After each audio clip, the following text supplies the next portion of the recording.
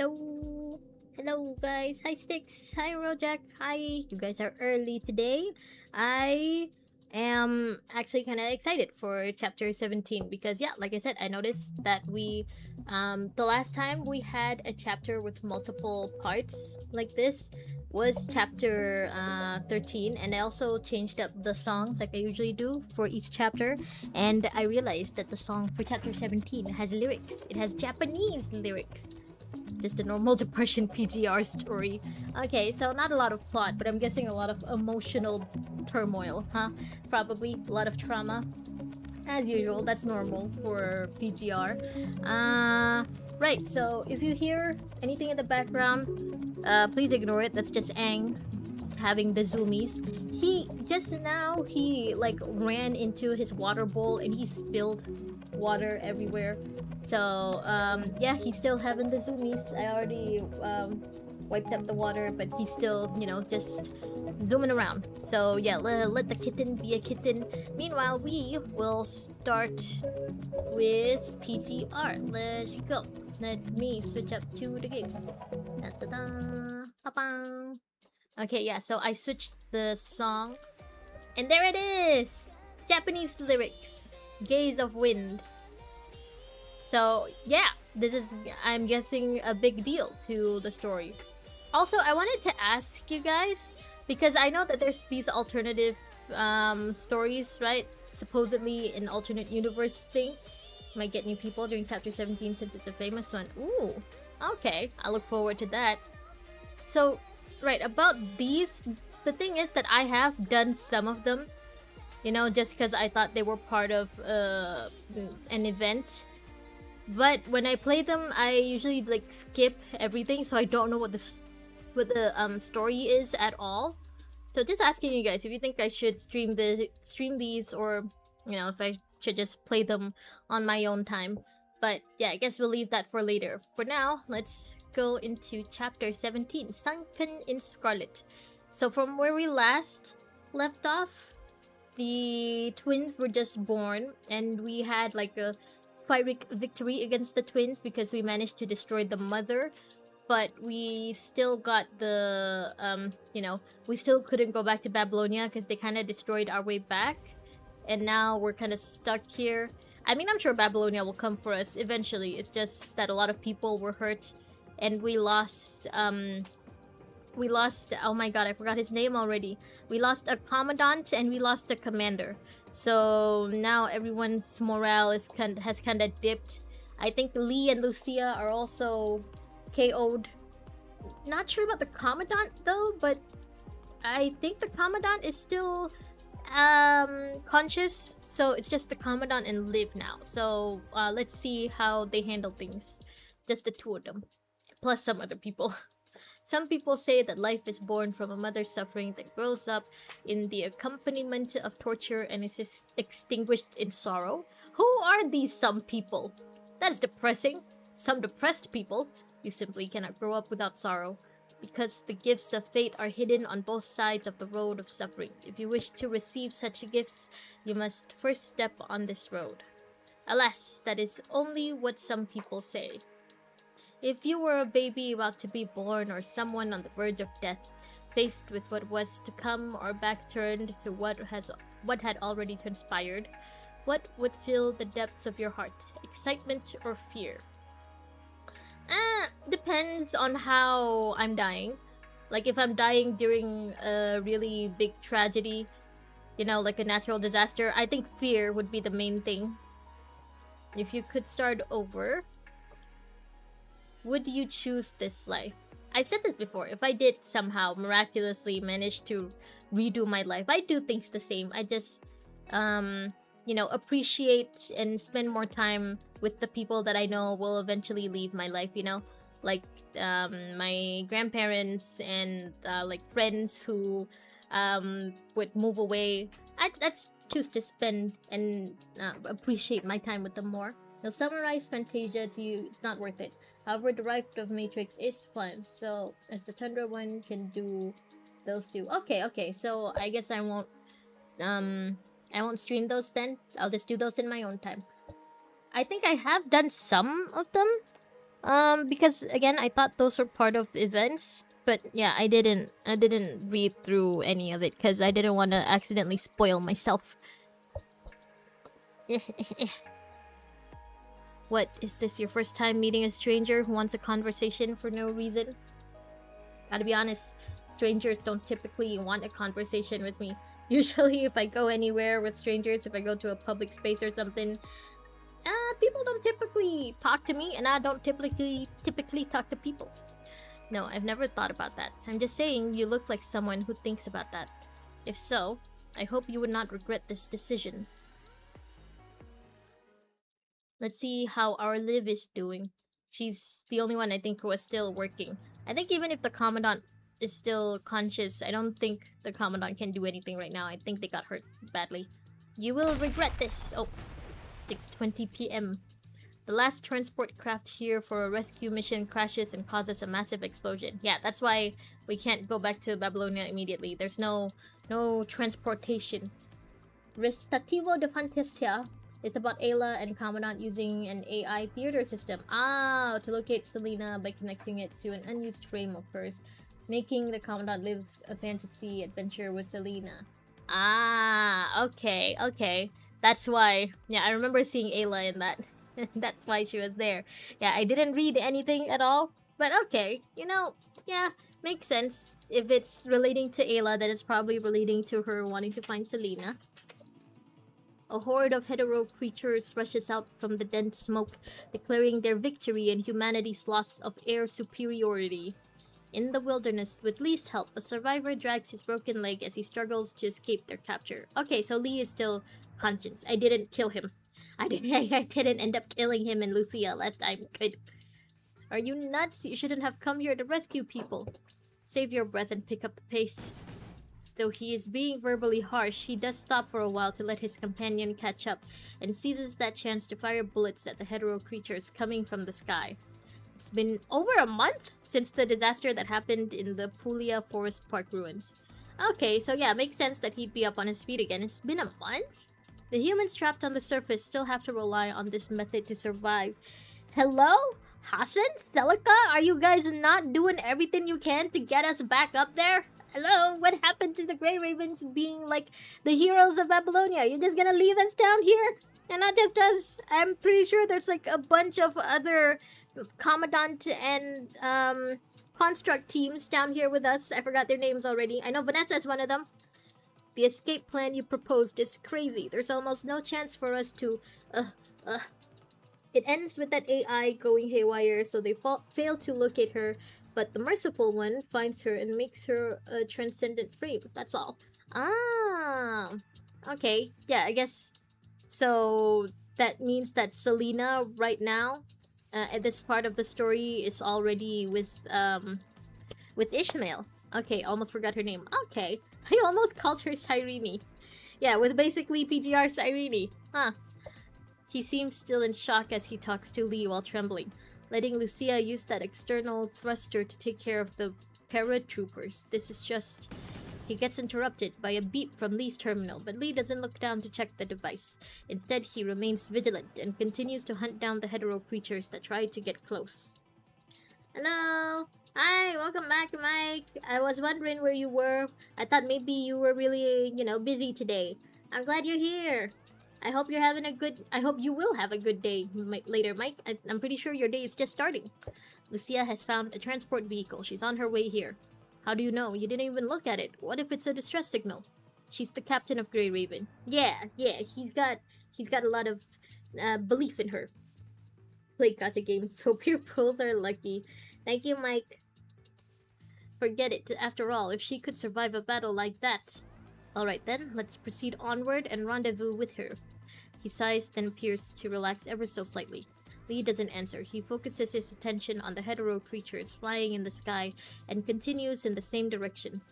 We need to get them off our tails before we enter the conservation area. They're still coming this way? Of course. You really shouldn't just go charging into the crash site to save people. Now those bastards around the transport crafts are going straight for you. You're the reinforcements sent by Babylonia. You're our comrades. He sighs helplessly for having to state the obvious. It's like, are you dumb? Those were Lucia's exact words. If our commandant was still conscious, oh, okay. So the commandant's still knocked out. After a month, the same would surely be said. So I won't leave you behind either. But I heard there aren't enough medical supplies to treat all the wounded in the conservation area. Before we set out, we'd already prepared to sacrifice ourselves and recall. Yeah, about that recall stuff. Ugh. Lee stops talking, lets his companion lean on him, and makes haste. If we spend too many medical supplies, eventually most slightly injured people won't be able to recover. If the rescue falters, more people will die on the battlefield. We didn't come all this way from Babylonia just to be a liability for bases here on the surface. Yeah, but well, it's kind of too late to do the thing that you were sent by Babylonia to do, considering the fact that the transport craft is, rubble. So, Plan B. Plan B is to rescue you guys now. That's not for you to worry about. We'll take you and the other casualty Lucia brought back to the conservation area for a professional evaluation to assess the necessary provisions.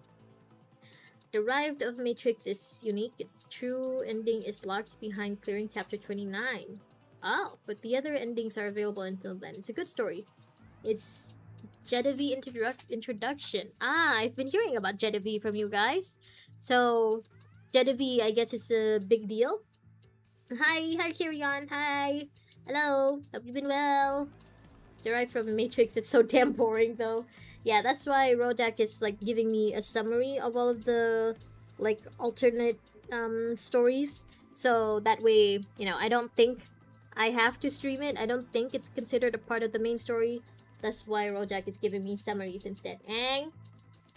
Oh my god. Okay, I don't have a wardrobe. I just hang my clothes on a rod in the room. And, like, some of them have holes now because Ang keeps climbing on them. Like, on the clothes that I hang, he climbs on them, like, to just get to the top of the hanger. And then he just hangs there for a bit before he jumps down. And I can see him getting ready to do that again. You're lucky that I prioritize you over my clothes. Okay, alright, he's not gonna do it. He's just gonna sit. I think he knows that I can see him now. You little shit.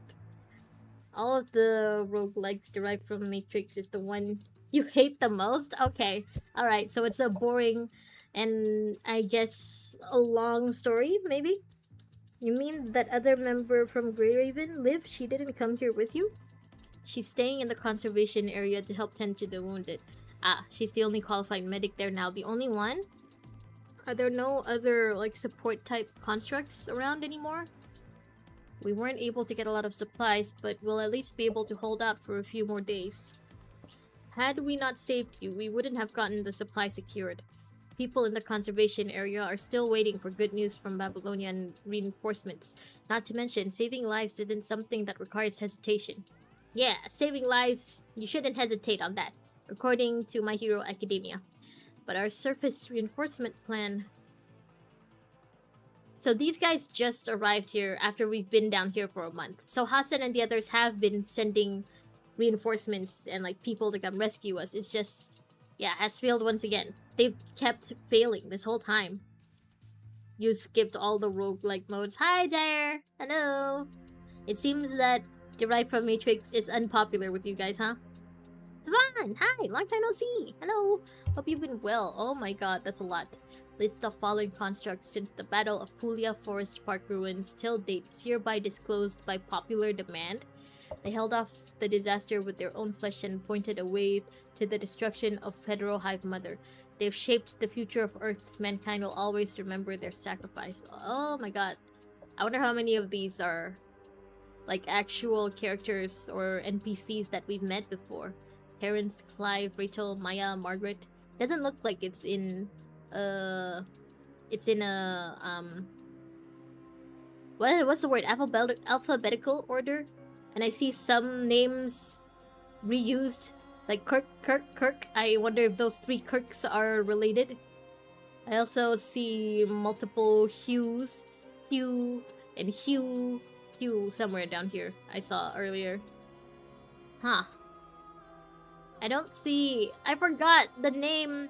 Simon! Right, Simon and the commander. I don't see their names here, though. Oh. All these people. I wonder how Babylonia is gonna continue with the lie of, you know, recalling if this many constructs are dead. Wait, yeah, if these are constructs, then of course Simon and the commander wouldn't be here. They're humans. Yeah, how are they gonna continue with the lie of the recalls with these many constructs dying all at once? It's not like they can recall these many at once. Oh, hi everyone! Oh my God, Spirit and Motivated Alpha, you guys are here too. Hi, you're fine too. Thanks for asking. Yeah, where's Hans? Oh, Hans, that's his name. Yeah, I think Hans and Simon wouldn't be here because they're humans. This is a construct list. It's the opposite. It's loved, actually. This rare case of the opposite. It's Fantasia that's hated the most by many. Okay. Alright, yeah, you guys would know more than me. I definitely skipped just all of the story for those parts. The prologue of our nightmare finally concludes as the cry of the hetero hive mother echoed through the Puglia Forest Park ruins. The explosion blew the highly concentrated punishing virus around that mother everywhere, covering the entire forest park in the ashes of death. Why are we still in the forest park? Can we not leave? Are the twins not letting us leave? Because I'm guessing the twins are the ones who are, you know, taking out all the reinforcements. This chapter is very peak.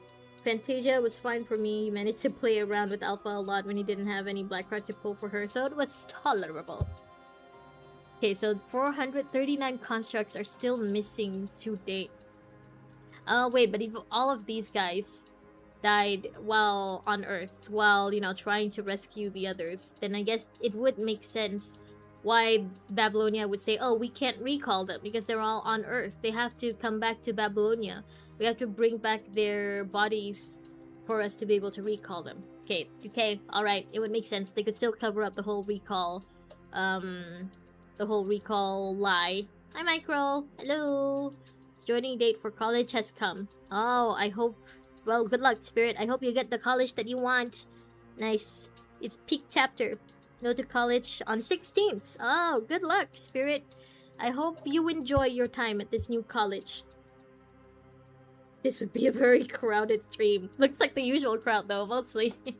When the magnificent light from the Longinus arsenal finally dissipated, only the charred remains of the hetero hive mother and all those hetero sapiens lurking in the forest were left. But the punishing virus didn't just disappear like that, and the great fire didn't stop the violent hetero creatures and hetero sapiens from running rampant. Okay, so total of 27 stranded personnel within 55 kilometers of CPF-040. So, yeah, they can't leave. Stranded personnel outside Puglia Forest Park. Forest Park ruins are not calculated. Dedicated to those who sacrificed their lives in the Battle of Puglia Forest Park ruins. Commandant Hans. City 041 Conservation Area Staff Marshal Mole Anderson Adams House. The Doctor House? Derived from Matrix, though, the thing you hate the most was how they basically locked constructs behind that system, that you need a certain amount of recruitment coins or whatever.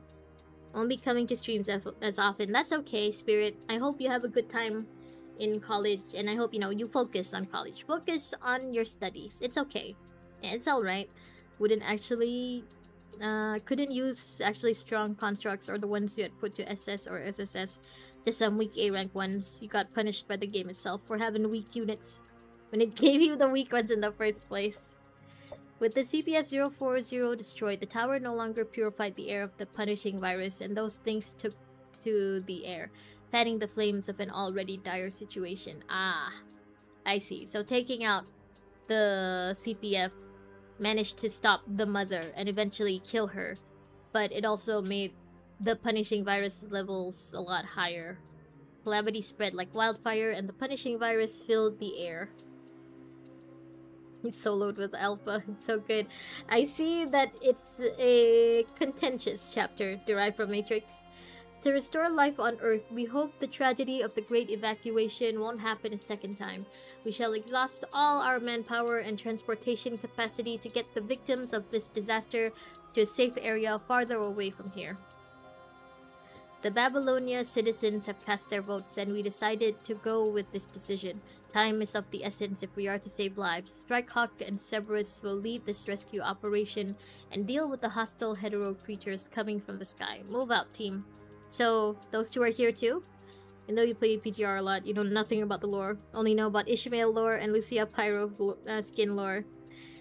Carry on. It's just normal of every gacha rogue, like, so it's normal to me. It also gives you trail units, so having weak units was never a problem. The buffs are absurd.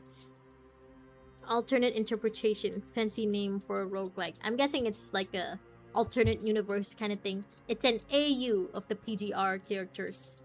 The first few rescue operations went well. Most Babylonia citizens didn't expect they would have so many strangers here, but quite some lucky ones made it to this place safely.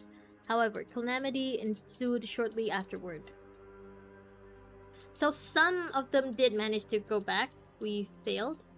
Many teams reported this last month. They said they saw some hetero creatures with wings that learned how to fly with the help of highly concentrated punishing virus. Yeah, they learned to fly from the trees. Don't know what that model is, you skipped it. I also mostly skipped it. Motivated Alpha, I just played it to get the black cards, to get the rewards. Now those things swarmed together and attacked our transport craft. This was our last mission report. We lost contact with the elite squad on the other transport craft. Was the elite squad Cerberus or Strikehawk? Huh. When the residents of Babylonia finally decided to cast aside their worries and accept life on the ground. You do them when you need to pull funds. Your team in Honkai was not at full potential, like your team synergy was way off, so... Well, now you have the chance to be able to build them properly, to be able to make a good team. Mike, I hope you have fun with that. Have fun with farming. The sky isn't safe anymore. Building a character under 60-second videos. Now you're doing way better. Congrats. I honestly just follow whatever the game suggests. So, like, you know, if it's wrong, then that's fine. That's okay with me. The path is cut off. Where can people run to? There's no way back now. If they request backup, they'll only repeat our mistake. The elite team, trapped on the surface, volunteers to protect the conservation area and hunt down the hetero creatures and hetero sapiens.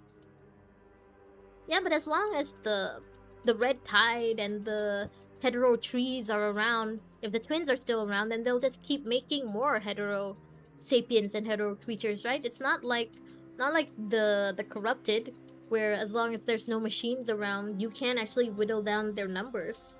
These guys, they just pop out of the water. So, like, you gotta drain the swamp first, I think. Not an alternative. Unfortunately, it's very much canon. Genevieve's best girl. You are ready! Alright, good luck beating us at Pramod, Mike. Never skip lore, but you do forget things. Same. Too much lore, too much details. Yep, same. I'm also keeping up with the ZZZ and HSR lore, so like my brain don't got that much space. Boss, I've dealt with the areas I was asked to clean up. But look at this. Noctis furrows his brows in the mission recording and points to the red tide behind him. The hetero creatures are coming back to life in the raging red tide. Then we'll vaporize the red tide too. Yeah, that's what I'm saying. You gotta drain the swamp first. The three figures in the recording raised their weapons and approached the red tide. However, another signal stops them in their tracks. This notification is for all the task force members. Judging by the data we've collected, the red tide shows no sign of stopping.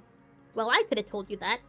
Character that just showed up on Alpha's chapter showed up in the current one, and you couldn't recognize her until a certain point, and you went, "Oh, it's you, bro." PGR lore is the only shit you remember. I mean, if you're, you know, studying PGR lore in your college, then I'm sure you'll pass everything with flying colors. Even if we make the red tide evaporate, the punishing virus will remain in the air. When the punishing virus strikes again and corrupts human bodies, the festered flesh will slowly converge and form a new red tide.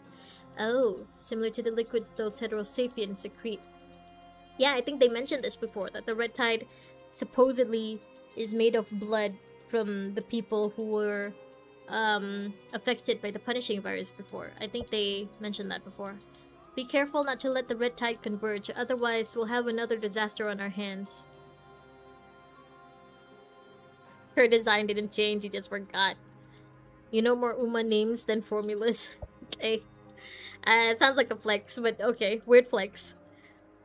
Okay, bye, Motivated Alpha. Have fun with whatever you're doing. Take care. No need to waste time on tributaries that haven't converged yet. These will continue to generate so long as there are casualties in the presence of the punishing virus. Asimov, do you think we are Do you think we're clearing the red tide or the dead that became part of it? Well, you gotta do both, I think. No one can answer this question. So Strikehawk and Cerberus are already on the surface with us, just probably, not in the same area, not near the Puglia Forest Park. This disaster is dragging us slowly into hell. No place to hide, no path to flee.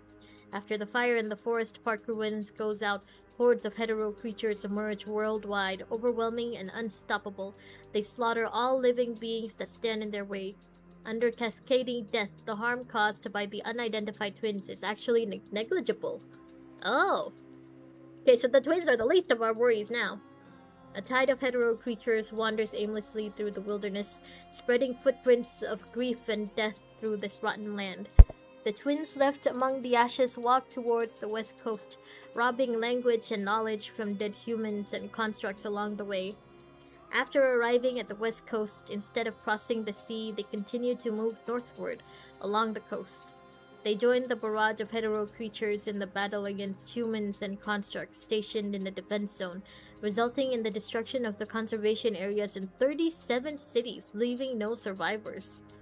They're really just going on tour. They're Mr. and Mrs. Worldwide. Well, maybe not Mr. and Mrs. Mr. and Miss, because they're twins. They're not married. When the garrison sensed that there was no chance of victory, they had no choice but to resort to avoidance tactics, predicting their action trajectory and withdrawing in advance. These predictions are not always accurate. The enemy sometimes acts separately or stays in the same area for a long period of time. So they can work apart. It's just they're not completely dependent on each other. But most of the time, the twins and the barrage of hetero creatures explore one city for up to 3 days before proceeding to the next city. In order to avoid getting ravaged and devastated by the approaching barrage, residents from adjacent cities flee in advance. Yeah, but flee where, though? If they've been, going on tour and going from city to city, where can people flee? If the residents couldn't flee in time, they had no choice but to leave their future up to fate to decide. If people choose to leave early because of fear, they will fall into the dilemma of competing for resources with residents of other cities. These hetero creatures are a barrage in every sense of the word, bringing death to the land wherever they inundate? Under such a catastrophe, only one conservation area where the twins passed managed to survive. Only by retreating underground had they not drawn the twins' attention. Okay. However, when the garrison in the next conservation area attempted to adopt this tactic, they were instead burned to death underground. These creatures grow in wisdom and learn how to use tools, evolving little by little. The twins, they're learning. However, no one can make a conclusive decision as to whether they have feelings and temperament in the biological sense. Just as humans treat vegetation, they regard humans as a natural resource here on Earth. They pick up lone humans, like cherishing the seeds, and return them to the crowd. Oh? Although these humans would die of severe infection after coming into contact with the punishing virus, some people had witnessed the twins' harmless appearance. Like appreciating flowers, the twins also insert the damaged and broken constructs into the dense red tide and tell them with their chilling voices to become whole again. Oh. Before they truly understand feelings and benevolence, humans cannot rely on communication. They can only escape the twins' tracks before being plundered. At first, in order to avoid the high concentration of punishing virus on the surface, people planned to migrate to the Arctic Root Union. Ha! As if those guys would help. But these creatures began to venture northward. With the barrage of the twins and the migrating hetero creatures bringing danger to northwest, people turned to the southeast for refuge. With surface buildings in the conservation area lacking airtight ventilation, CPFs can no longer ensure safety in such a high concentration of the punishing virus. Okay, most human beings live in the enclosed basement of the conservation area, leaving the resource collection and rescue operations to the constructs. Oh, okay, now they're overly relying on the constructs. So the twins are learning, but it seems like they still can't really communicate with humans. Like, people can't just walk to them and tell them to stop. Like, tell them to leave us alone. You're hurting us. You're killing me. Or something like that. Even if scavengers are fitted with full sets of protective suits, their movements are still hindered by the threat of hetero creatures. When all the land outside the conservation area becomes entrenched with hidden dangers, supply consumption becomes a new problem. Yeah, you're gonna run out of supplies pretty fast if everyone's just holed up in one place and not able to leave to get more supplies. People are in urgent need of rescue, but the transport crafts originally used for rescue only end up turning into fuel time and again. We are forced to step into the eternal night of death, and with different language and bodies roar as one in the afterburn of dawn, in order to retain the few motes of light that remain in this darkness. Well, that's depressing. That whole essay was total annihilation. That's also depressing. Alright, let me hydrate first.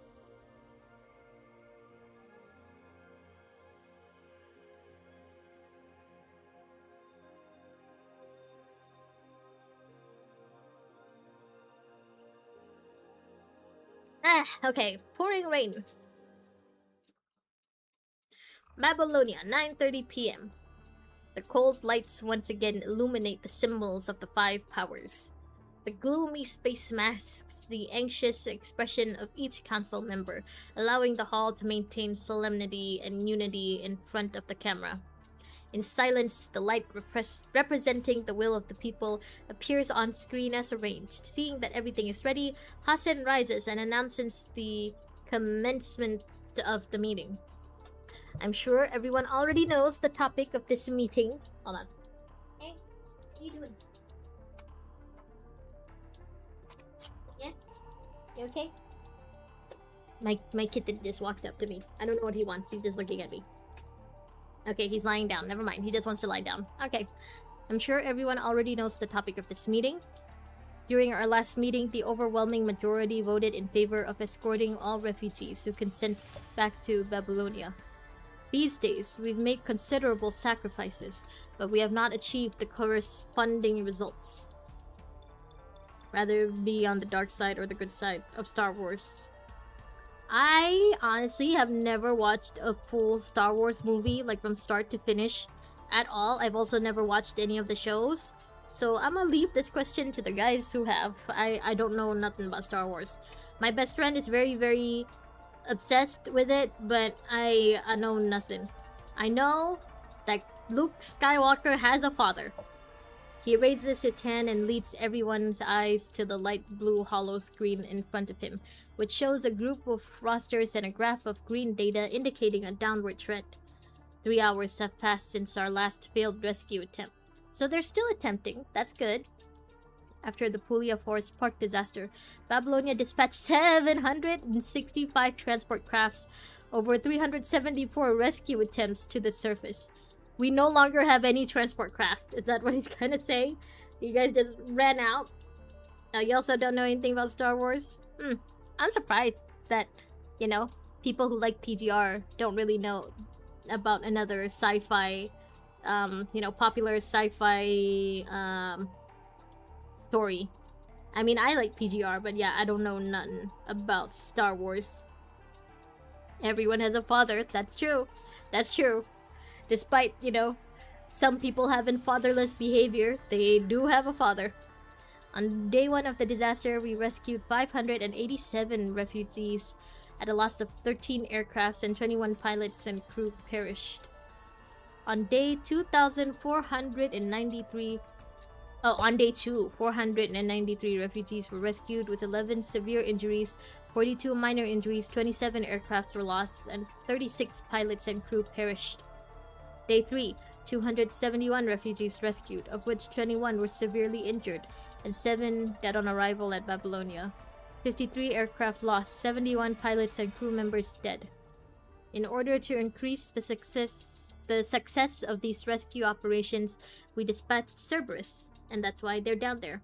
Hound, hey, it's been a while. Hello, you're back with ice cream. Back again, like a month ago or so. You've been grinding on DMC lately. Okay, reboot has been fun. Don't want to remember the story. Okay. Poor amoeba crying in the corner. Hi, Deceitful Hound. Glad to see that you're still, you're still around. You're still alive. And Strikehawk. These elite squads have been able to protect most of the crew during ambushes. However, the hetero creatures are becoming increasingly relentless. Even our elite forces are struggling to prevent losses during air transit. The line graph continues to sink in front of the camera to the lowest point of the dataset. I'm surprised they haven't dispatched, like Bianca or Karenina. I know that for Bianca, her like specialty is to fight other constructs and not the corrupted. But you would assume that for a situation like this, it's like all hands on deck, right? This is the aftermath of Commandant was suddenly hit hit by a rock on the head and in a coma. Back again, the guy's back. Don't know his name. It's Deceitful Hound. As shown in the figure, the success rate of our rescue operations continue to decline with each passing day. We've tried various tactics and even resorted to autonomous rescue pods, but there's no obvious change. They are in a state of insurrection and will attack everything within range. According to our latest statistics, our success rate has fallen below 3.12% for 12 consecutive days. The cost of these rescue operations in terms of constructs, materials, and transportation continues to escalate. We don't have any transportation anymore. We used up all of our transportation crafts. Out of all the BS characters, it's Jiren. I guess. Bianca purifies. She can purify my dark soul. The Commandant has a ventilation hole in him. Ah, that's right. He was turned into a donut. I forgot. Filling her dark soul with light. Without an intact transport craft, even the elite teams currently stranded on the surface are unable to return to Babylonia. A red line indicating an upward trend is overlaid on the green chart, creating an exaggerated X shape. As for whether to continue these rescue operations, I believe you've already collected votes prior to this meeting. Yes, Mr. President, according to the votes, 57% of the public believe the number of casualties far exceeds the number of those rescues, and these meaningless operations should cease immediately. I mean, they're not wrong. You guys have already lost like 700 aircrafts. What? Can't we go to like the safe zones? Like the water park and also Atlantis? Because Atlantis didn't sink at the end, right? Lamia changed her mind, so like that place, at least we know, somehow has managed to filter out the punishing virus. Maybe not filter out, absorb the punishing virus somehow. So maybe we could go someplace like those. The lower than anticipated disapproval rate caught many of the council members' attention, causing everyone to begin whispering in the shadows. He's a donut, like Rengoku. Like what happened to Danheng and Kalis in Honkai Star Rail. Only 57%? It's still over half. I assume the disapproval rate would be closer to 100% given our losses. Well, you assume people are more heartless. You assume people are heartless like you. The remaining 43% of voters believe that we should continue these operations, or at least return the elite squads back to Babylonia. Gestalt simulate both scenarios. With the current tactics, the success rate will result in an asymptote of 0 or a negative number, reducing the combat effectiveness of elite squads. No direct engagement with the twins results in a 97.1 survival rate on the surface.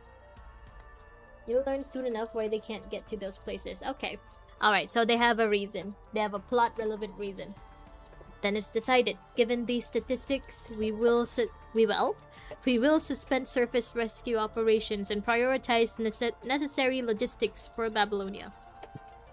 That being said, we will not abandon our comrades stranded on Earth. Parliament will urge the task force to modify its tactics as soon as possible to improve the success rate and make a second rescue attempt. Second? I'm pretty sure this is like your, 400th rescue attempt? 500th? People assume too much. With the meeting adjourned, Hassan is joined in his office by an expected guest here to discuss an expected topic. Just abandon Earth and go populate Mars at this point, right? Right?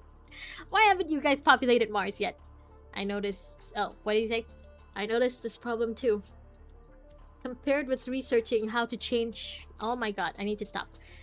Compared with researching how to change rescue tactics, Kurono will be more inclined towards a full evacuation. They garnered less support than expected this time. That's good news. This also means your desire to make a second rescue attempt didn't fall on deaf ears. I mean, yeah, they should expect, all of the people on Babylonia to be more for rescuing the ones stuck on Earth. Mostly because I feel like, most of the people stuck on Babylonia are a little more hopeful than the constructs and the soldiers, right? Like how Selena and Ayla used to be. So, yeah, it's not surprising to me that like almost half of them are okay with continuing the rescue efforts. Terraformas, you wouldn't want to populate Mars after that. I don't think I've seen that. Is it like some kind of Mars documentary? Did we forget the Ascendants invaded Babylonia? They haven't at this point. At this point, they've only tried to make Babylonia fall. Low population will no longer be a concern once you're done with Karenina. Yeah, where is Karenina? Why don't you send her? She'll just bomb the whole place. She'll just bomb the entirety of Earth. Have you seen this? Lucia, Captain of Grey Raven, issuing a mission report to HQ. We have successfully cleared the hetero creatures from Puya... Oh, okay. From Puya Forest Park ruins and have fully evacuated outside of the corruption zone. Alright, so they managed to clean it out. Wow. There was a high level of punishing concentration here due to the large presence of hetero creatures. According to the information we've received, the surrounding areas are the same, except in the direction leading to the ARU. Heh, not even the corrupted want to go to the ARU. They know that place sucks. Now it's like a movie or an anime. There's 8-foot muscle roaches who are very fast and kill people. Okay. Well, I didn't know Mars was like that. However, we are unable to escort this many refugees by foot, nor does the ARU have enough supplies to sustain such a high influx of refugees. I mean, yeah, the ARU almost got wiped out by Luna, so they got their own problems to worry about right now. No buff shredded roaches on Mars in this universe. Great. After we confirmed that the twins headed towards the west coast, we took the Commandant and 67 humans to the basement in City 043's conservation area.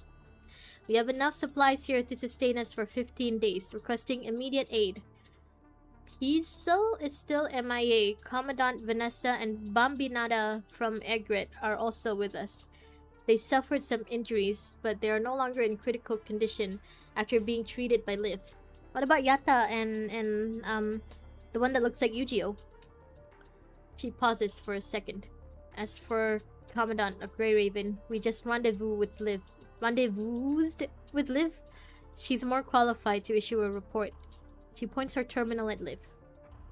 Fortunately, the Commandant's abdominal wound didn't affect any vital organs. However, during the evacuation, the Commandant suffered a serious head injury leading to brain trauma and subdural hematoma. So, not only did we get turned into a donut, our brain got smushed, got pulverized.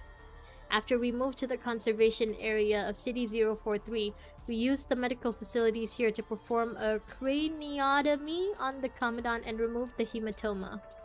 Craniotomy. I'm sorry, there's a reason why I'm not a med student. While we were searching for a conservation area to operate in, we were delayed after being attacked by a barrage of hetero creatures. Now the situation isn't looking good. The Commandant's in a coma and battling an infection. So I've been in a coma for at least a month. The medical equipment here is less than ideal and most of the medical supplies have been taken away. If this continues, the Commandant may face septic shock. Waiting for me to play Empira's chapter. The interlude, you mean? I think that takes place after this, right? So, hopefully soon. Hopefully we can bring the Commandant back to Babylonia for treatment. But based on the current safety concerns in transit, I'm afraid that even if we make it back, the turbulence will only cause secondary injuries to the Commandant.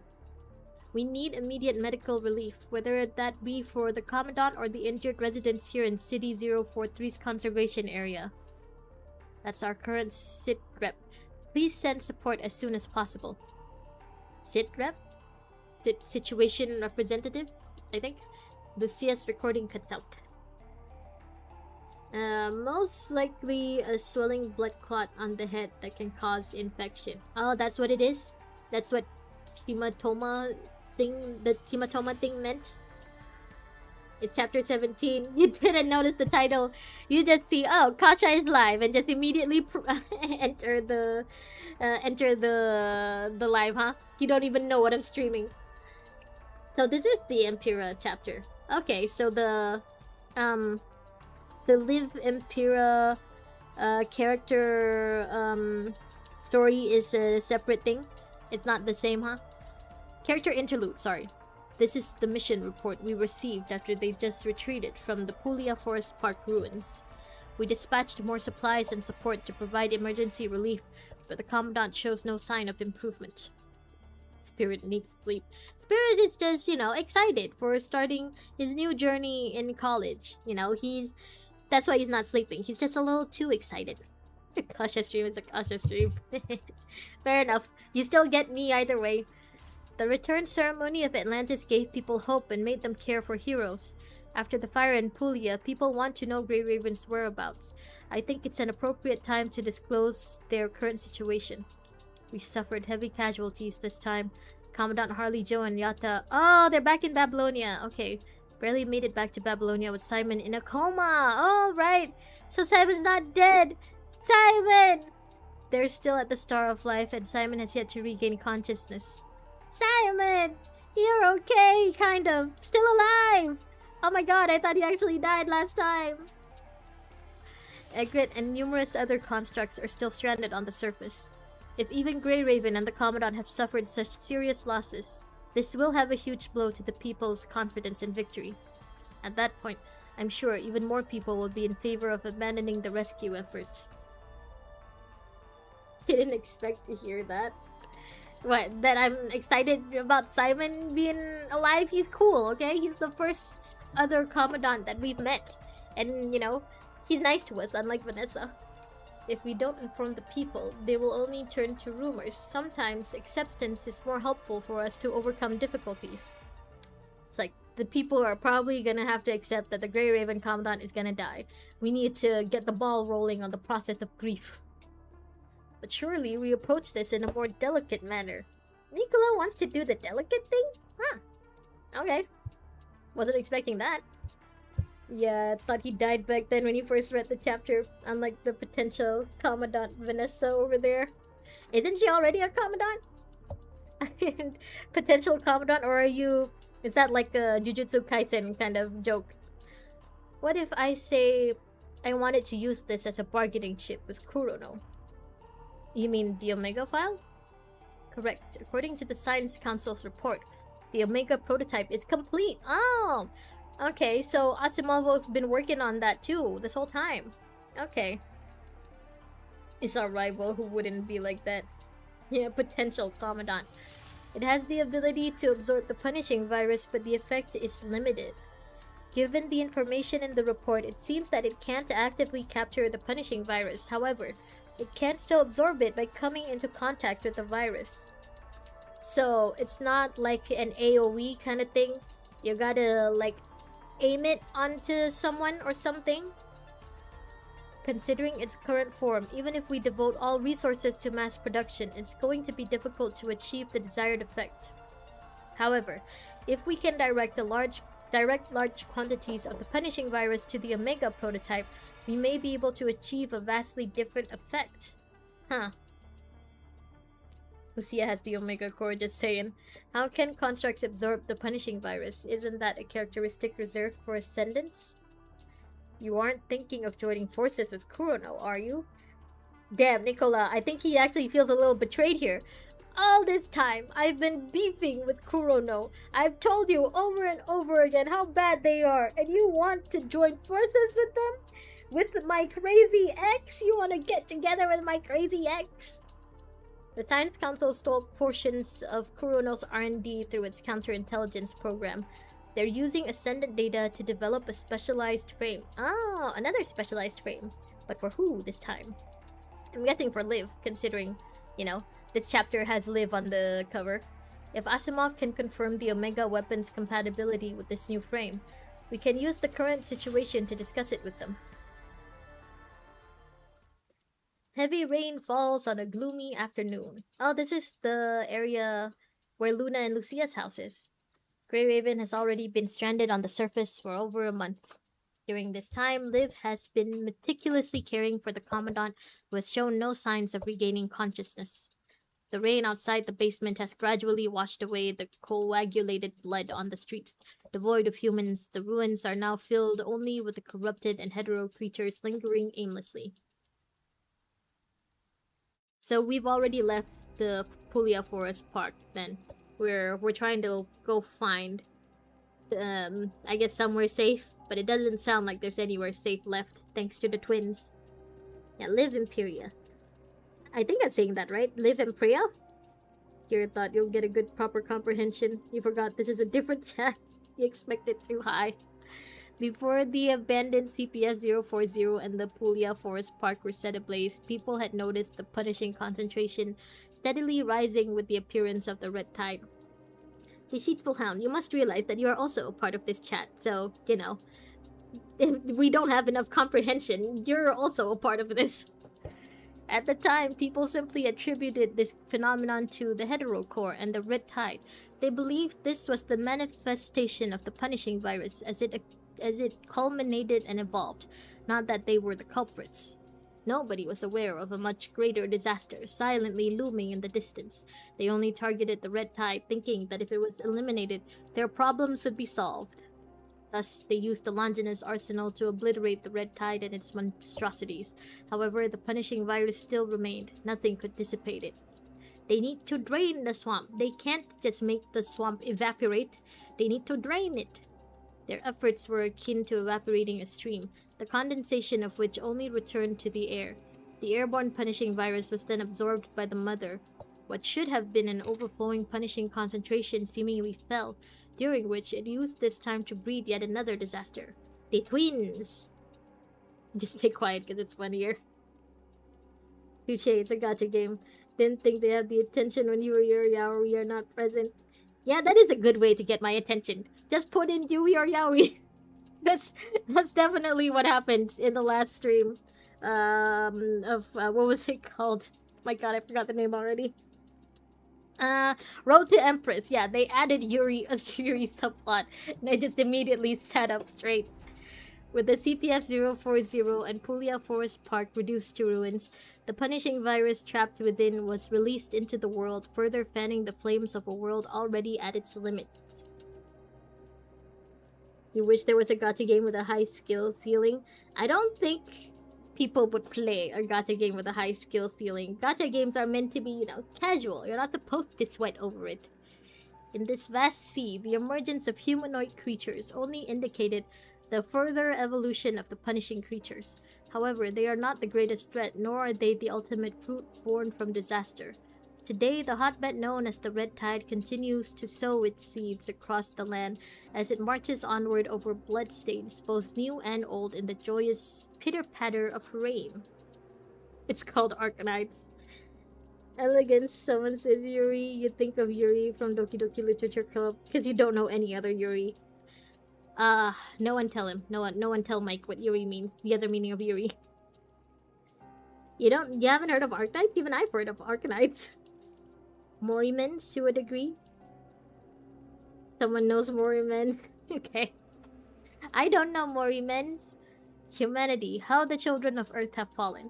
Now they are cast adrift, like a ship without sails, huddling in the narrow cabins they call the conservation areas and praying to the CPFs for the minuscule protection that they provide. You say the eyeball wasn't hard? Did someone say DDLC? Yuri on Ice. Yep, that's also another Yuri. Dyer, you're not wrong. Conservation Area Basement 0930. This is a completely new art. Huh. You know, when you compare art like this to what the early parts of the game were, like in chapter 2 and 3, right? I can see that they've definitely evolved. Or at the very least, they use different artists. I'm not sure which art style I prefer, but this is also very nice. I do like the art styles that don't have outlines like this. Right as the council in Babylonia is deliberating whether to suspend rescue, humanity on Earth eagerly waits for good news in the enclosed basement. You've heard of Arkham Knights? Just Monica. Ah yes, the dissolution joke, where you forget where you asked about the eyes. You're planning to spam just Monica.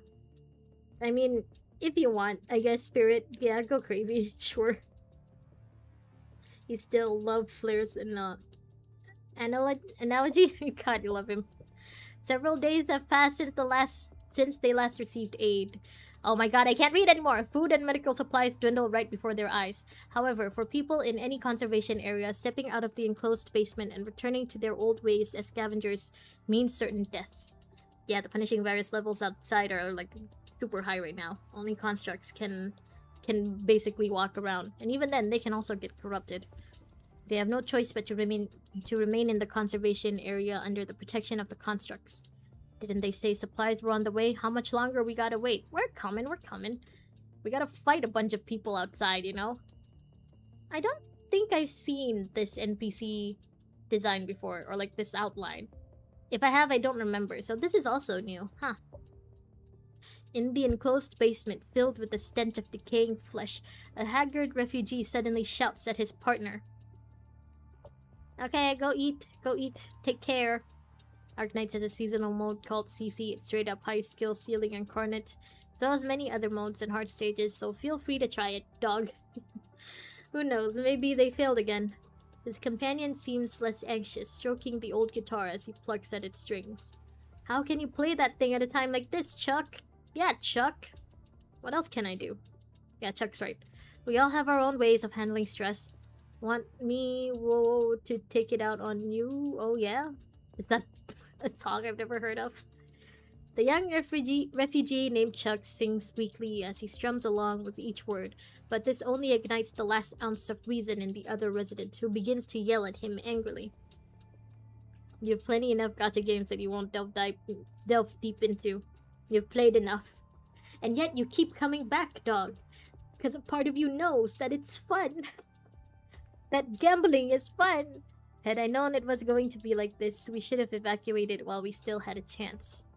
Hearing the sudden outburst, Liv looks up anxiously from beside a patient she's attending to and watches him out of the corner of her eye.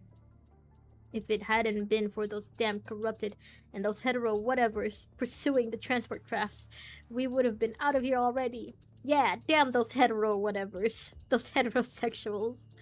I told you we should have left earlier, but no, you were too much of a chicken shit about it, crashing on the way back to Babylonia. Babylonia finally sent rescue and we missed the boat. Isn't Karenina the grandfather and this Karenina's grandfather and Wanchi's teacher? Oh, Wanchi's teacher! Right. Now that you mention it. Yeah, Karenina's grandfather, the character sprite, the 2D art has been reused a lot. But yeah, I forgot about Wanchi's teacher. But didn't it end up crashing anyways? I wasn't just being paranoid now, was I? Not to mention those constructs guarding this place. Their commandant didn't go on it either. Didn't you hear, idiot? Their commandant's head wound can't handle the turbulence. Ah, okay, that's why I'm still on Earth. Okay. I was just thinking, we wait a few days until it's safe, then go back with their commandant. I wasn't expecting it to get worse. Then what are you gonna do about it? We stay here, we die. We go on the next transport craft, we die. That's all we get to live. That's all we've got to live for now. What the hell are you talking about? We already made it out of danger once already. The conservation area in Puglia Forest was a damn death trap. The whole place was blown to smithereens. Kaboom!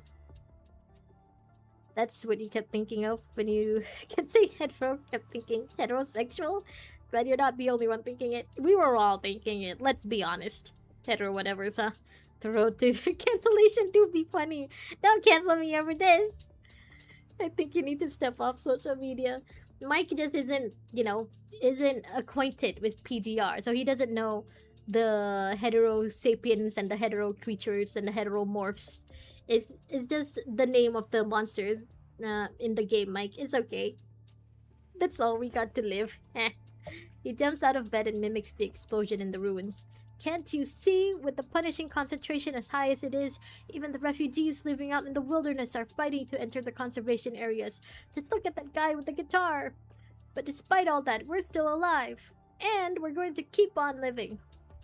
Despite Chuck's angry glare, he shakes the other resident excitedly as if to cheer himself up by shouting. Alright, alright. I'm gonna go find some other place to play.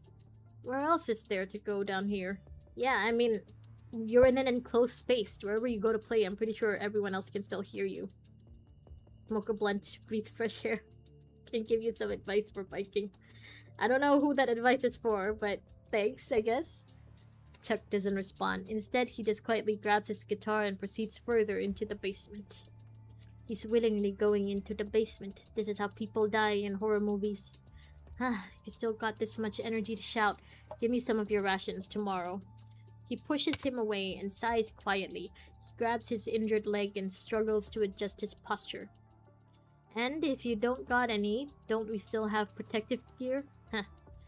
What's that gonna do? That head wound you got on the way here must have given you a concussion if you think that'll help us kill those monsters. I just want... His voice suddenly withers, noticing his partner's dejected mood. The middle-aged man sits up and pats him on the back. Outstanding citizen, suspended dog. He tells us all to smoke that blunt. I think you would make a good politician, dog. Just saying. Just smoke a blunt. Everything will be fine. His voice suddenly withers, noticing... Okay. It was just a scrapped CPF 100 kilometers away that was blown up. That's all. It's nothing serious. It'll be alright. If it was just that, then why the hell are we all stuck here? I... Already on the verge of a mental breakdown, the man begins to sob as panic sets in. Hey, don't cry. He'll be alright. Doctor, my head wound? She's busy with my head wound, okay? We were about to say something controversial, but lawyers advised you to discontinue. You have no lawyers. Rojak is a lawyer. He's usually the lawyer of the chat. Has the wound opened again? I'll be right with you. Thanks. You haven't had any shut-eye in the past few days, have you? Constructs don't need sleep. Liv is talking, but they don't show a Liv sprite. I can still keep going for a few more days, but you need more rest and stop irritating your wound. It just hurts and itches at the same time. I can't help myself. The middle-aged man gazes up at Liv, dark circles around his glossy eyes. Hey, snot-nosed brat, tell me, how many days have we been here? She's not a calendar. You can still lie, but you have a heart. Gonna pass on that offering. Ah, that's nice that you still have a heart. Congratulations. His fatigued and unclear question gets lost in the surrounding noise, yielding no response. Ah, my poor Liv. She's the only doctor left here. All the other doctors died for some reason. Okay, let me hydrate first.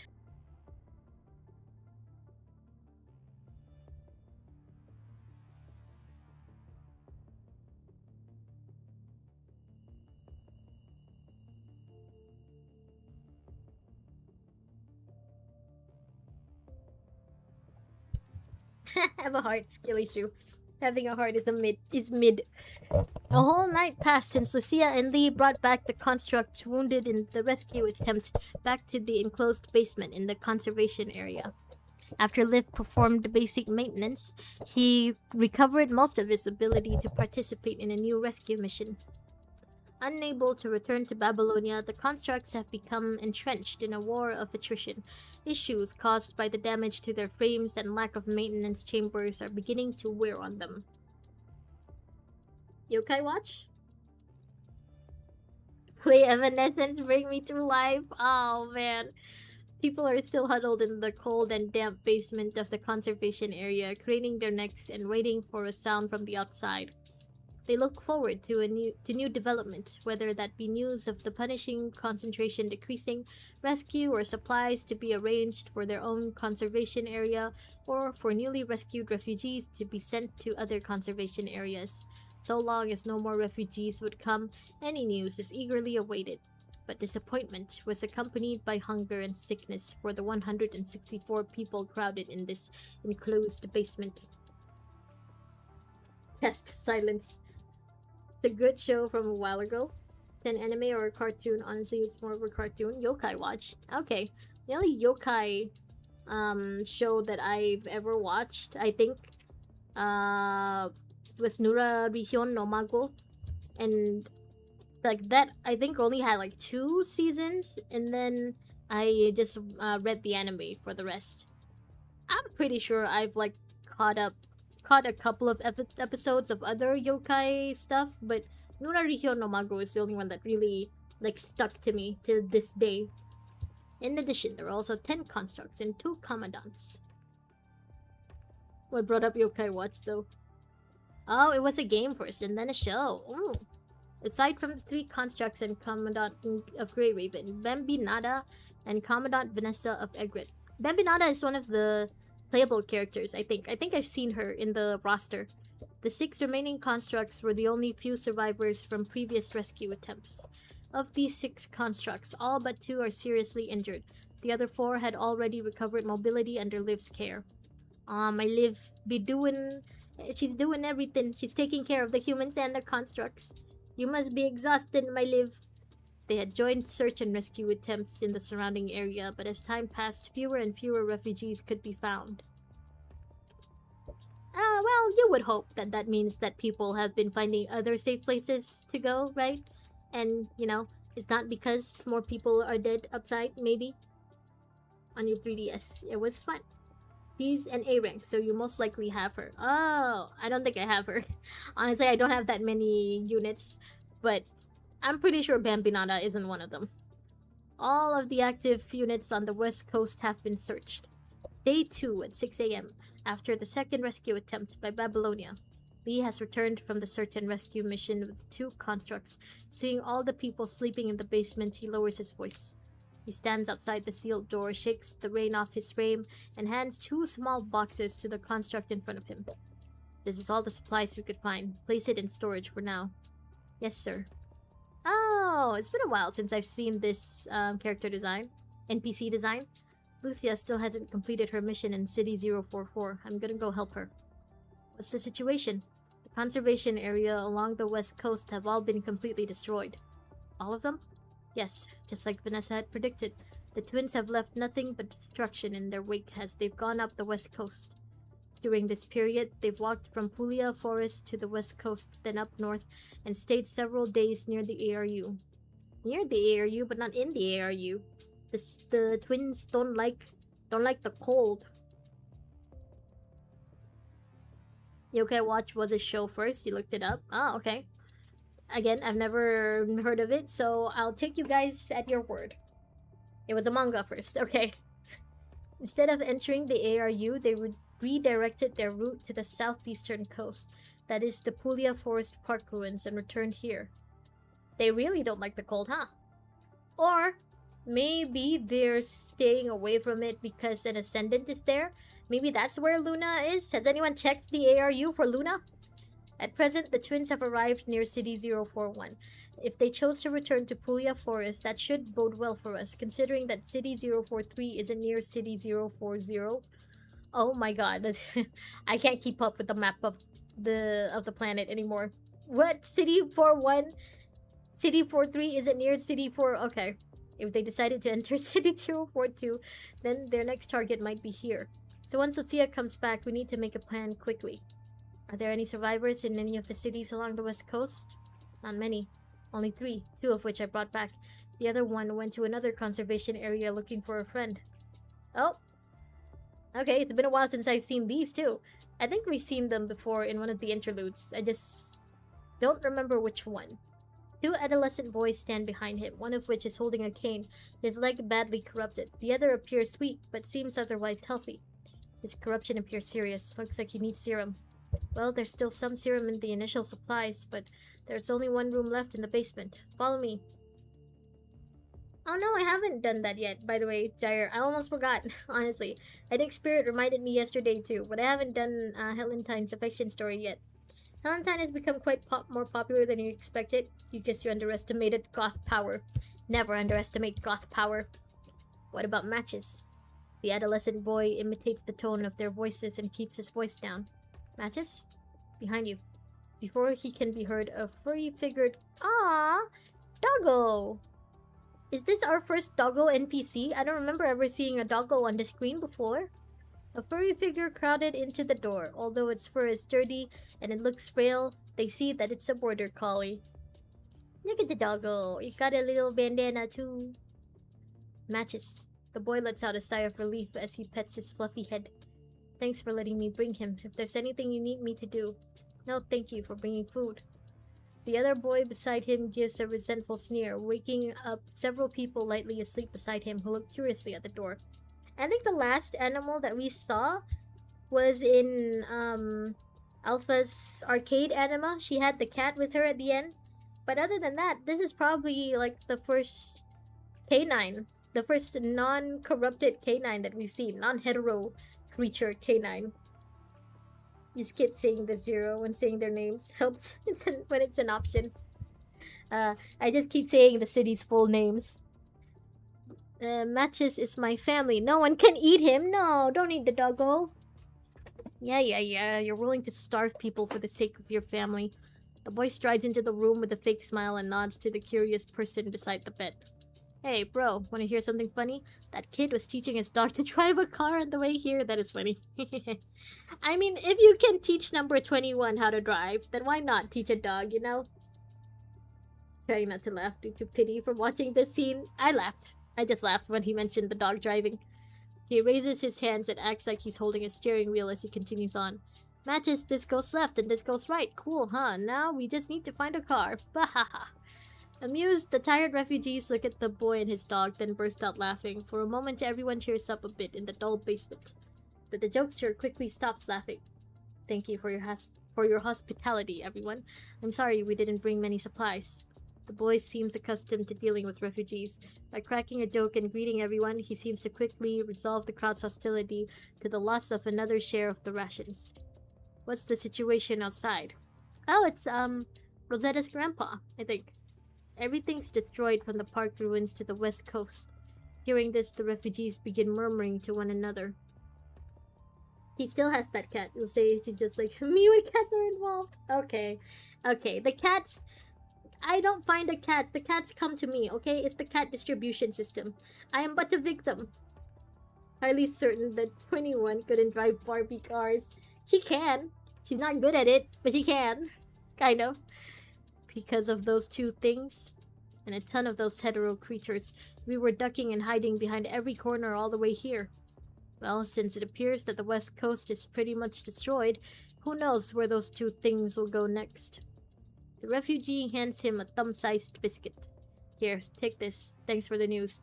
Those constructs exchange intel with each other every day and they refuse to tell us anything. Oh? You guys are keeping secrets from everyone?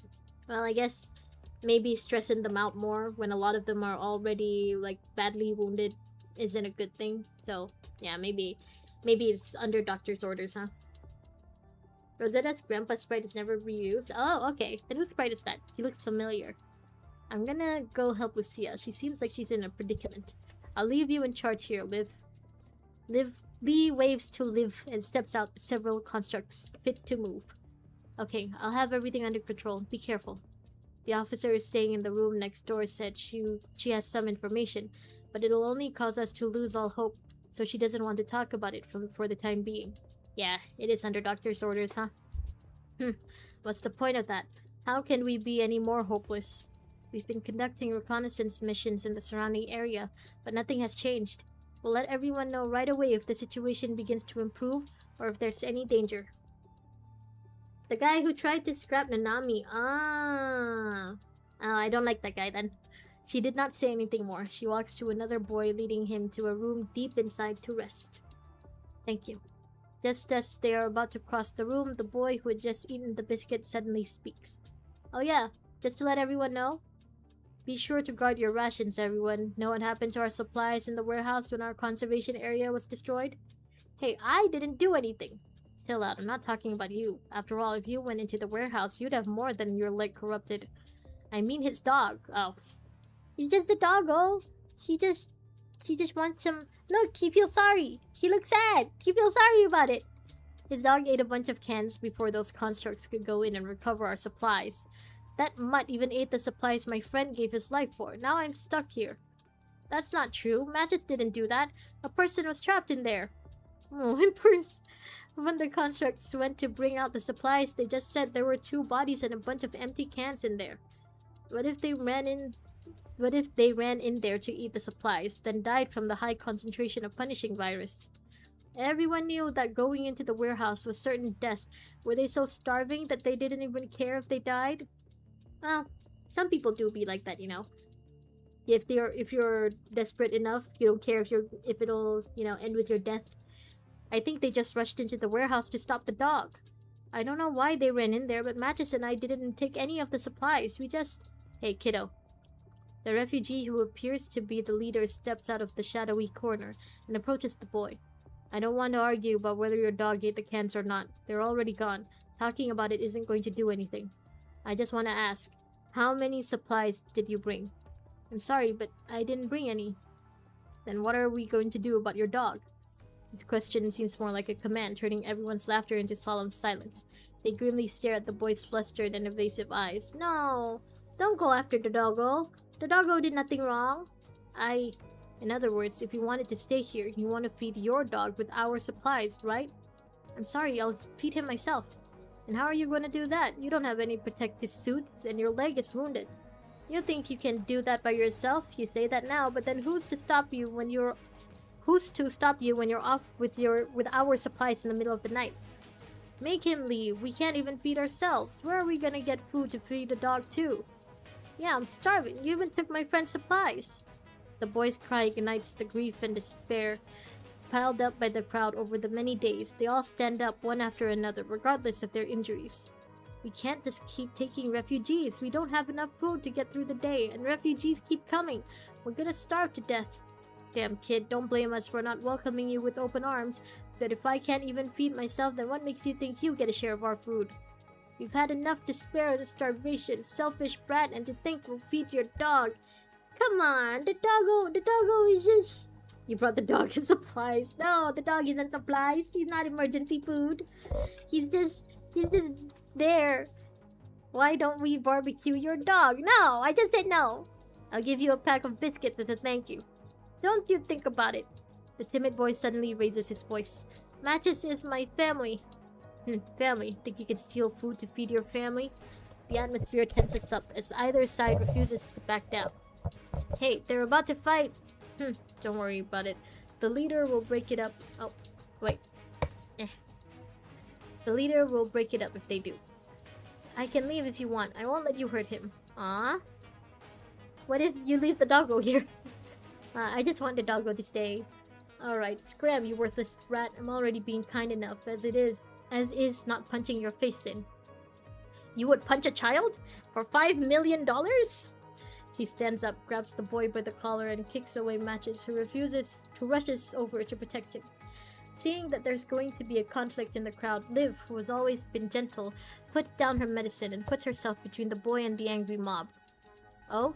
You want to protect this mutt, Miss Doctor? Hey, she's your only doctor. So, do you really have any right to stand up against her? He said it's his family. Mahaha, family, what are you talking about? In this dog-eat-dog world, plundering is the only way to live. Here we go again. Quina? Quina's spouting that nonsense again. Just let him go crazy. Those constructs will put him in his place when they've seen enough. Put who in his place? If you already have a name, why is your tag still Refugee 2? Now that her teammates are gone, she's the only construct here. She can't even move with her leg broken. What's a construct like her gonna do? What are you gonna do if you mess with her, huh? You don't got no doctors around. Excuse you? 5 million, where is he? I'll show you that the law of the jungle is the only truth. We need to kill that dog in order to survive. You're right about that in battle, but this isn't a battle we should fight. Doesn't matter if I wanna. I'd even sacrifice my own family. Don't think a dog is gonna stop me. Liv stops arguing. Instead, she looks directly at the middle-aged man standing before her in silence. Babylonian scum. He spit. Hey! You don't touch Liv! You don't touch my Liv! He spits angrily, rolls up his worn cuffs, and swings a haymaker at Liv, but all it does is to make her take a step back with her broken leg. That's all you Babylonians are good for. She's your only doctor! Why are you swinging at her? Hello? Quit bullying a wounded doctor, Quinta. It's embarrassing. Yeah! The refugee, referred to as Quina, now his name's changed, begrudgingly swallows his retort. Glaring at Liv, he rolls down his sleeves, holds his red fist with the other hand, and sits down in his corner with an angry look on his face. Just punching children disqualifies naming privileges. Unless you're me. Unless you get $5 million from punching the child, you don't get a name if you punch a child. No matter where they came from, these constructs, especially this doctor with her leg injury, saved us and have taken care of us for so many days. If the law of the jungle ruled the world, you wouldn't deserve to be saved. The punishing virus would have turned you into a piece of rotten meat to be fed to this dog. Quina grits his teeth and shakes his head. You brought this upon us. Yes, but I don't want to cause a dispute. I just want to ask this doctor and that boy, do you have any way to convince everyone? The crowd's gaze shifts back to the boy and his family. I'll just take my share and split it with matches. We won't steal anything, I promise. You can quarantine me if that makes everyone feel better. Well, since you say so, I'm willing to believe you. You don't need to be quarantined, not like we have space anyway. I accept your proposal. What does everyone else think? The hungry crowd is silent, no one raises any objection. Then it's settled. But Quina, come with me for a moment. Oh, you're dead, Quina. He's like, we need to kill you so we can feed the dog. What's your name? Since the food shortage cannot be fixed, she can at least do something that is within her power. She pats the boy on the shoulder and gently leads him into the room. Can't believe he swung at my Liv, at one of my Grey Ravens, my elves. My name's Stanley and this is Matches. Woof. The border collie gives a gentle yip as a greeting, then follows Stanley into the room. Stanley? Thank you for being so kind to me, Miss Construct. Don't worry about it. You can call me Liv. Thank you, Miss Liv, and to your friend for saving me and bringing Matches along. Sorry for all the trouble I caused. There's not much I can do, but if you think of anything... He bows humbly and carefully thanks Liv once again in fear of saying something wrong. Everything's fine, don't worry. It takes a lot of courage to look after that little guy in a place like this. Not to mention, you and Matches have already had your fair share of hunger and suffering. I'm sure you guys can tough it out just a little longer. He's gonna teach him what's missing with our way of live. How dare he mess with our way of live. Woof! Your leg okay? I've patched it up, but we don't have enough supplies for me to fully repair it. Oh, right. She takes out a tattered bag stained with blood. Inside it contains dry military rations. This was supposed to be for our commandant, but the seal was broken during our retreat. It's about to expire. Quick update on the villain here. Is it the perfect-looking anime girl? Nah, she's not the villain. The villains are the hetero people outside. The hetero creatures, heteromorphs, heterosapiens, and hetero plants. Mind if I give it to Matches? Really? Thank you so much. But your commandant doesn't need it? Appears so for now. I hope your commandant gets well soon. Me too. Sensing Liv's sadness, Matches wags his tail and tries to lick her hand. Don't, Matches. Stanley quickly pulls Matches back. She's a doctor. She needs to keep her hands sanitized. There are not enough supplies for that. We can't be a burden on them. Matches' perky ears and head droop suddenly as if he understands. Aw. Or the doggo. The guy in the gas mask. Nah, it's not the guy in the gas mask. It's not the dog either. It's okay, don't worry. The boy appears skittish, likely due to frequently being ostracized. Seeing Liv take out a bandage and disinfectant, the boy rolls up his pants, exposing a festering wound from corruption, and begins helping Liv. It's the boy's personality because of Matches? Stanley, if the situation continues to get worse, what are you going to do? He looks down in silence. I get what you mean, Miss Liv. I know animals can't be corrupted by the punishing virus, then we can send Matches out to go get the supplies! They can only carry it, so I thought about releasing Matches into the wild. But he's already used to living with humans even before I met him. If I let him go, the next time he sees another human, he might get attacked again. I know I'm being selfish, but I need Matches by my side. He's the only thing keeping me going. So I'll just keep him with me. If I ever run out of supplies, I'll abandon myself, not Matches. See, Mike, he's a good boy. A good boy would never have such a dog. Do you even realize what you just said? Thank you, Miss Liv. He refrains from answering. Instead, he just sincerely thanks her one last time. Every person wandering these lands has turmoil uniquely their own. It's useless even to ask. The only way to resolve their suffering is to restore Earth to its vitality. Anything else would only temporarily delay the pain. But this goal is too far away. People have no choice but to immerse themselves in daily life. In order not to open up old wounds and delay the pain, Liv refrains from pushing the question. She just adeptly disinfects and bandages Stanley's wound, then injects him with serum. As long as there's something that can be improved, that's the best consolation at this moment. Your corruption won't get any worse, as long as you stay here in the enclosed basement. And also, since you aren't willing to let Magus go, you need to keep living. Got it? Don't be going around saying you'll abandon yourself so casually. It's just like you said. You depend on Matches and Matches depends on you. Okay. Mentioning Matches, the boy's voice quick becomes softer. He thanks Liv again, snuggles up with Matches, and quickly falls asleep. Can't read anymore. My tongue is twisted and tied up. Okay, let me hydrate again.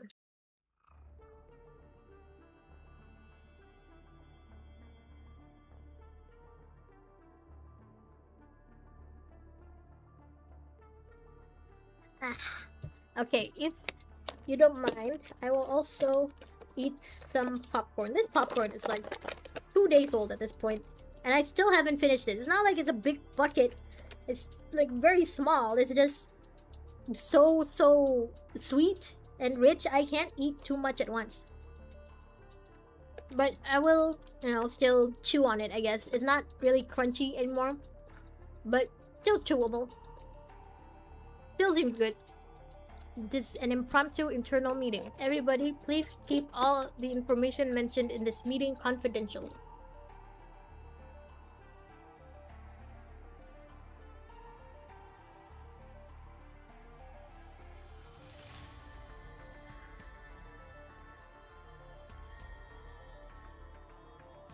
Hold on, I didn't realize my mic was out. Okay, where did I leave off? This is an impromptu internal meeting. Everybody, please keep all the information mentioned in this meeting. Oh, wait, what? What happened? Why did my mic go out again? After the disaster broke out at the Puglia Forest Park ruins, the council members have already participated in countless impromptu meetings. An impromptu meeting used to mean an emergency. Now it also means a difficult dilemma to overcome. You also eat popcorn at people's misery. I'm proud of me, walking the path of evil well. I mean, yeah. What else are you gonna eat when people are miserable? Popcorn is as good as anything. As everyone knows, the situation on Earth is taking a turn for the worse.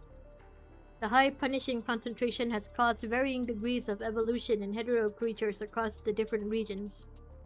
They've learned to attack in groups. If they're injured, they quickly retreat and regroup in the red tide. Those winged hetero creatures have increased their fight speed. Oh my god.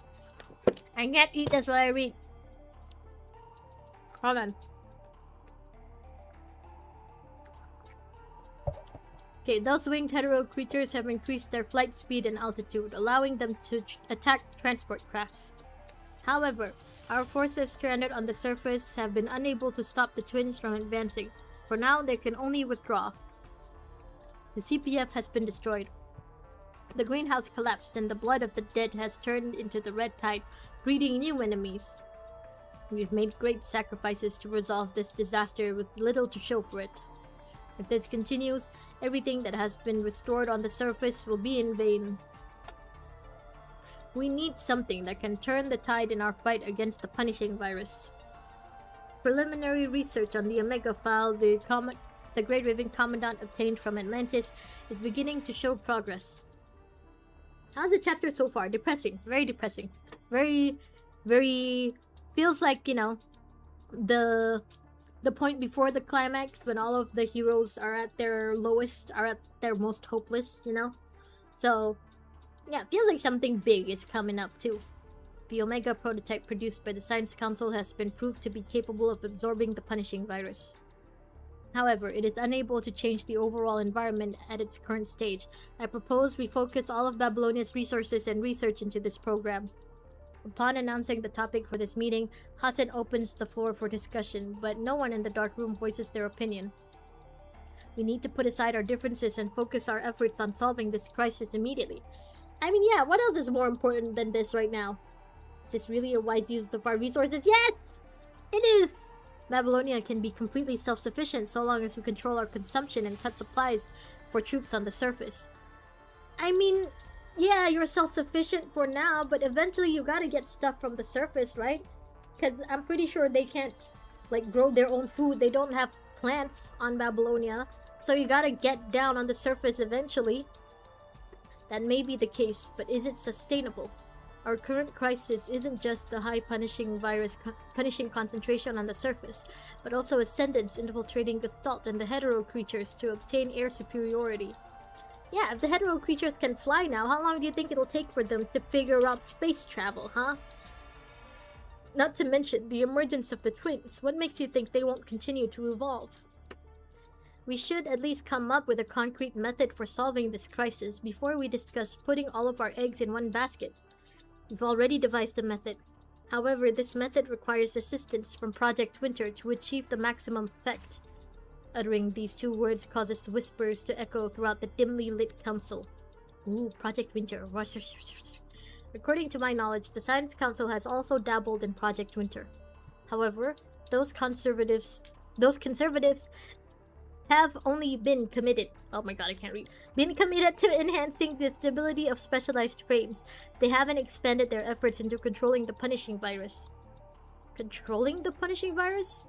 Like an ascendant? The councilman looks at President Hassan sitting silently in front of him. I'm sure you're aware that based on the current progress of Project Winter, the specialized frames designed with the latest data have serious defects. They're similar to an ascendant frame by actively gathering the punishing virus within the frame and the user's mind. However, since the user isn't an ascendant, they can't resist the punishing virus, nor can they control the frame. Anyone who switched to the new specialized frame was unable to persist in actual combat. They couldn't even last 20 minutes on the surface before succumbing to corruption. Hold on.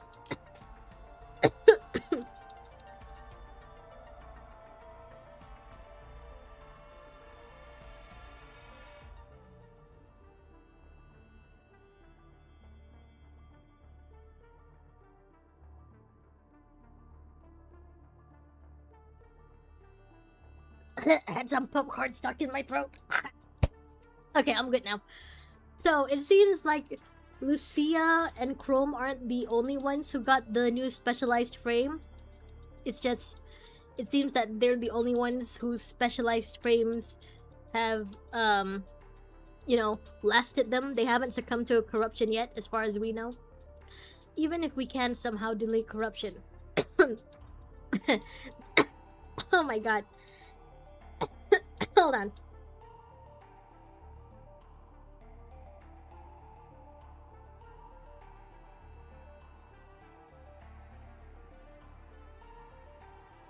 Aang woke up. He's looking at me all concerned now. I'm okay. Even if we can somehow delay the corruption, there will still be serious damage to their mind. Commandants sacrificed their lives to stabilize their minds as a result of mind beacon pollution. Some of the councilmen, who had already receded into the shadows, show no intent on hiding their position. As a result, he takes the initiative to express their position and voice their concerns. Even if the punishing virus cannot be controlled for now, we can resolve issues with corruption by using the Omega prototype. As for mind corruption, leave that to the CTO? I forgot which one that is. It's not the Science Council, right? During the battle with Alpha and Huashu. Huashu assumed direct control over Commandant of Grey Raven, forcibly connecting the Commandant with nearby corrupted. I don't need to reiterate the effects on most Commandants when they link with corrupted. But the symptoms on the Grey Raven Commandant weren't as serious. The three other constructs of Grey Raven were able to maintain a secure link with the Commandant despite the corruption. I mean, yeah, I'm the protagonist. I have that plot armor. Lucia, Lee, Liv, and Chrome, who has upgraded to this specialized frame. They've all achieved a level of mind stability capable of handling specialized frames. However, due to the instability of this new specialized frame, constructs that have already been affected by their specialized frame are not fit for this dangerous mission. So that just leaves Lee and Liv. But the Commandant has declined to participate in Project Winter. That depends on the content of the project. The Commandant and Grey Raven defeated the Polyphage and retrieved the files from Atlantis. Heroes who've garnered such attention shouldn't be used as test subjects. Yeah, don't use me as a test subject or any of my L's. None my constructs, none my ravens. Hilda deliberately mentions the word heroes to remind those hiding in the shadows that even if Earth is fraught with disaster, they can't continue to operate in secret. The Control Court will supervise this collaboration to ensure the personal safety of the Commandant, who will not participate in any research other than that which pertains to linking with the new specialized frames. Grey Raven is still performing missions on the surface while the Commandant is in a coma. Based on the current situation, transport crafts are unable to safely reach the surface, let alone escort Grey Raven back to Babylonia. This is what we will discuss next. There is an underground base that belongs to Kurono in City 047, where a large number of resources, transport crafts, and a spaceship are stored. A spaceship? Kurono is storing away a spaceship? If permissible, we can retrieve the Commandant and the two other constructs from Grey Raven. Whispers begin to circulate among the Parliament. Have you tested the Omega prototype yet? We've successfully run simulations, but we haven't deployed it on the surface yet. I mean, yeah, they haven't sent it to the surface, and I guess simulations are the best you can do. It's not like you have any, like, punishing virus around on Babylonia. I'm pretty sure punishing virus is not allowed on Babylonia. If we can obtain test results regarding its effectiveness against the twins, both sides should be in more equal standing. Correct. However, we must take it one step at a time. Given the sacrifice required for a round-trip journey to the surface, they can't be expected to pay with their lives for a test that doesn't yield results. Once they return to Babylonia, what will you do if the Commandant doesn't begin to improve? We will wait until the Commandant shows signs of improvement before proceeding. If the Commandant doesn't regain consciousness, we will think of another plan. If there is any hope of averting this disaster, we will change our plans accordingly. In all fairness, transport crafts are spaceships. Just the short-range types. True, but Babylonia has already lost like 700 transport crafts, so yeah, I'm guessing Kurono has more spaceships than them right now. The council looks at Hilda, but she remains silent and acquiesces to the other result implied by Nicholas' phrasing. This desolate world no longer leaves any room for tenderness. We're going to wait until the Commandant shows signs of improvement before conducting the experiment. The situation on Earth is taking a turn for the worst. President Hassan reiterates his opening statement. If you want to leave the researchers time to start their work, this situation demands an immediate course of action. Even if we manage to mitigate corruption, without a mind beacon that can withstand pollution, specialized frames will be difficult to maintain. Correct. Current data predicts that if we cannot resolve the issues with mind stability, the subject will die within 3 hours of participating in actual combat.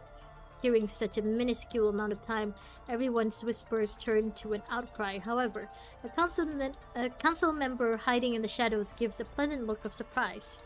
Can't believe they lasted 3 hours without a Commandant to maintain stability. Is that it? What do you mean, is that it? Last time when we used the specialized frame developed with the new data couldn't even pass the corruption tests. Even though they had acquired data from Glory, then implemented numerous barriers and restrictions. What if I want my steak tender regardless, Hilda? What then? My steak's too juicy and my lobster's too buttery. But without a Commandant that can resist pollution from mind beacons, or someone able to maintain mind stability like Chrome, it was just a useless shell. Even for someone to last just 1 minute as a human bomb proved to be a disaster. This is just the first deployment, yet they've already managed to last 3 hours in this simulation. Imagine what we can achieve with such a project in the future with the combined effort of all departments. Who is this Councilman B? They're giving you so many lines without actually showing you or naming you. I can't wait to see her smile at the results.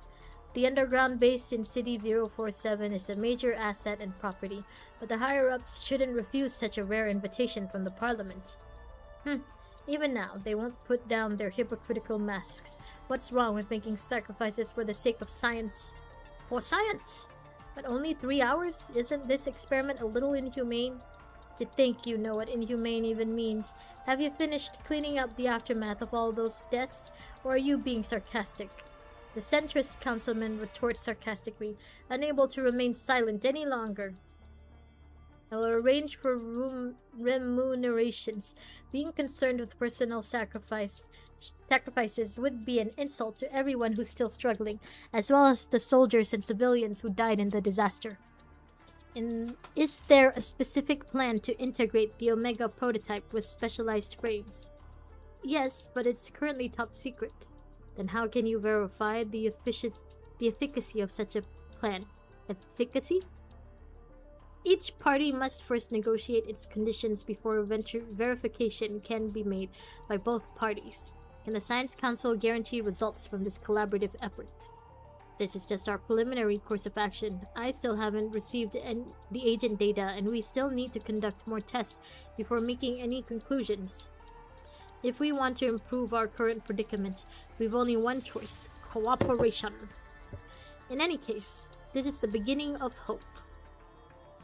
But it is only just the beginning. Okay, let me drink again. Back down to earth, back on the surface.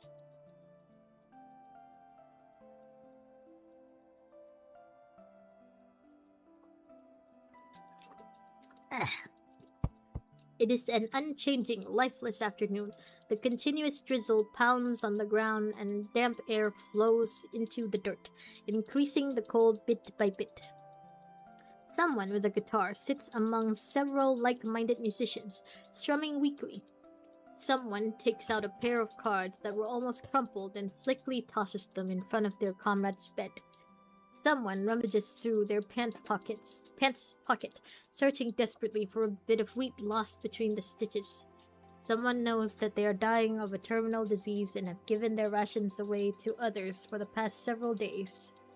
Someone lies down in a damp corner, weeping for the relatives they just buried.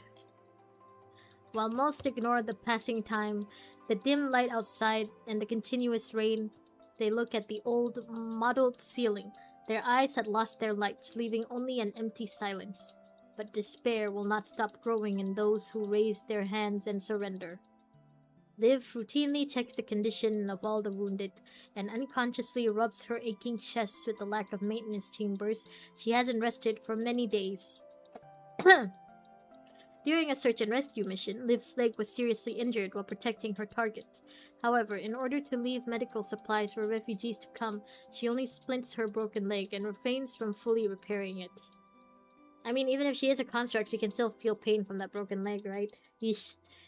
But she is by no means an exception. Both people and constructs alike are forced to stand on a sinking island. No one can be spared. The islands are sinking just like in One Piece. Knock, knock, knock. Suddenly, there's a sharp knocking on the door outside the isolation door. The sound is light as a feather through the hardened steel. Someone's at the door?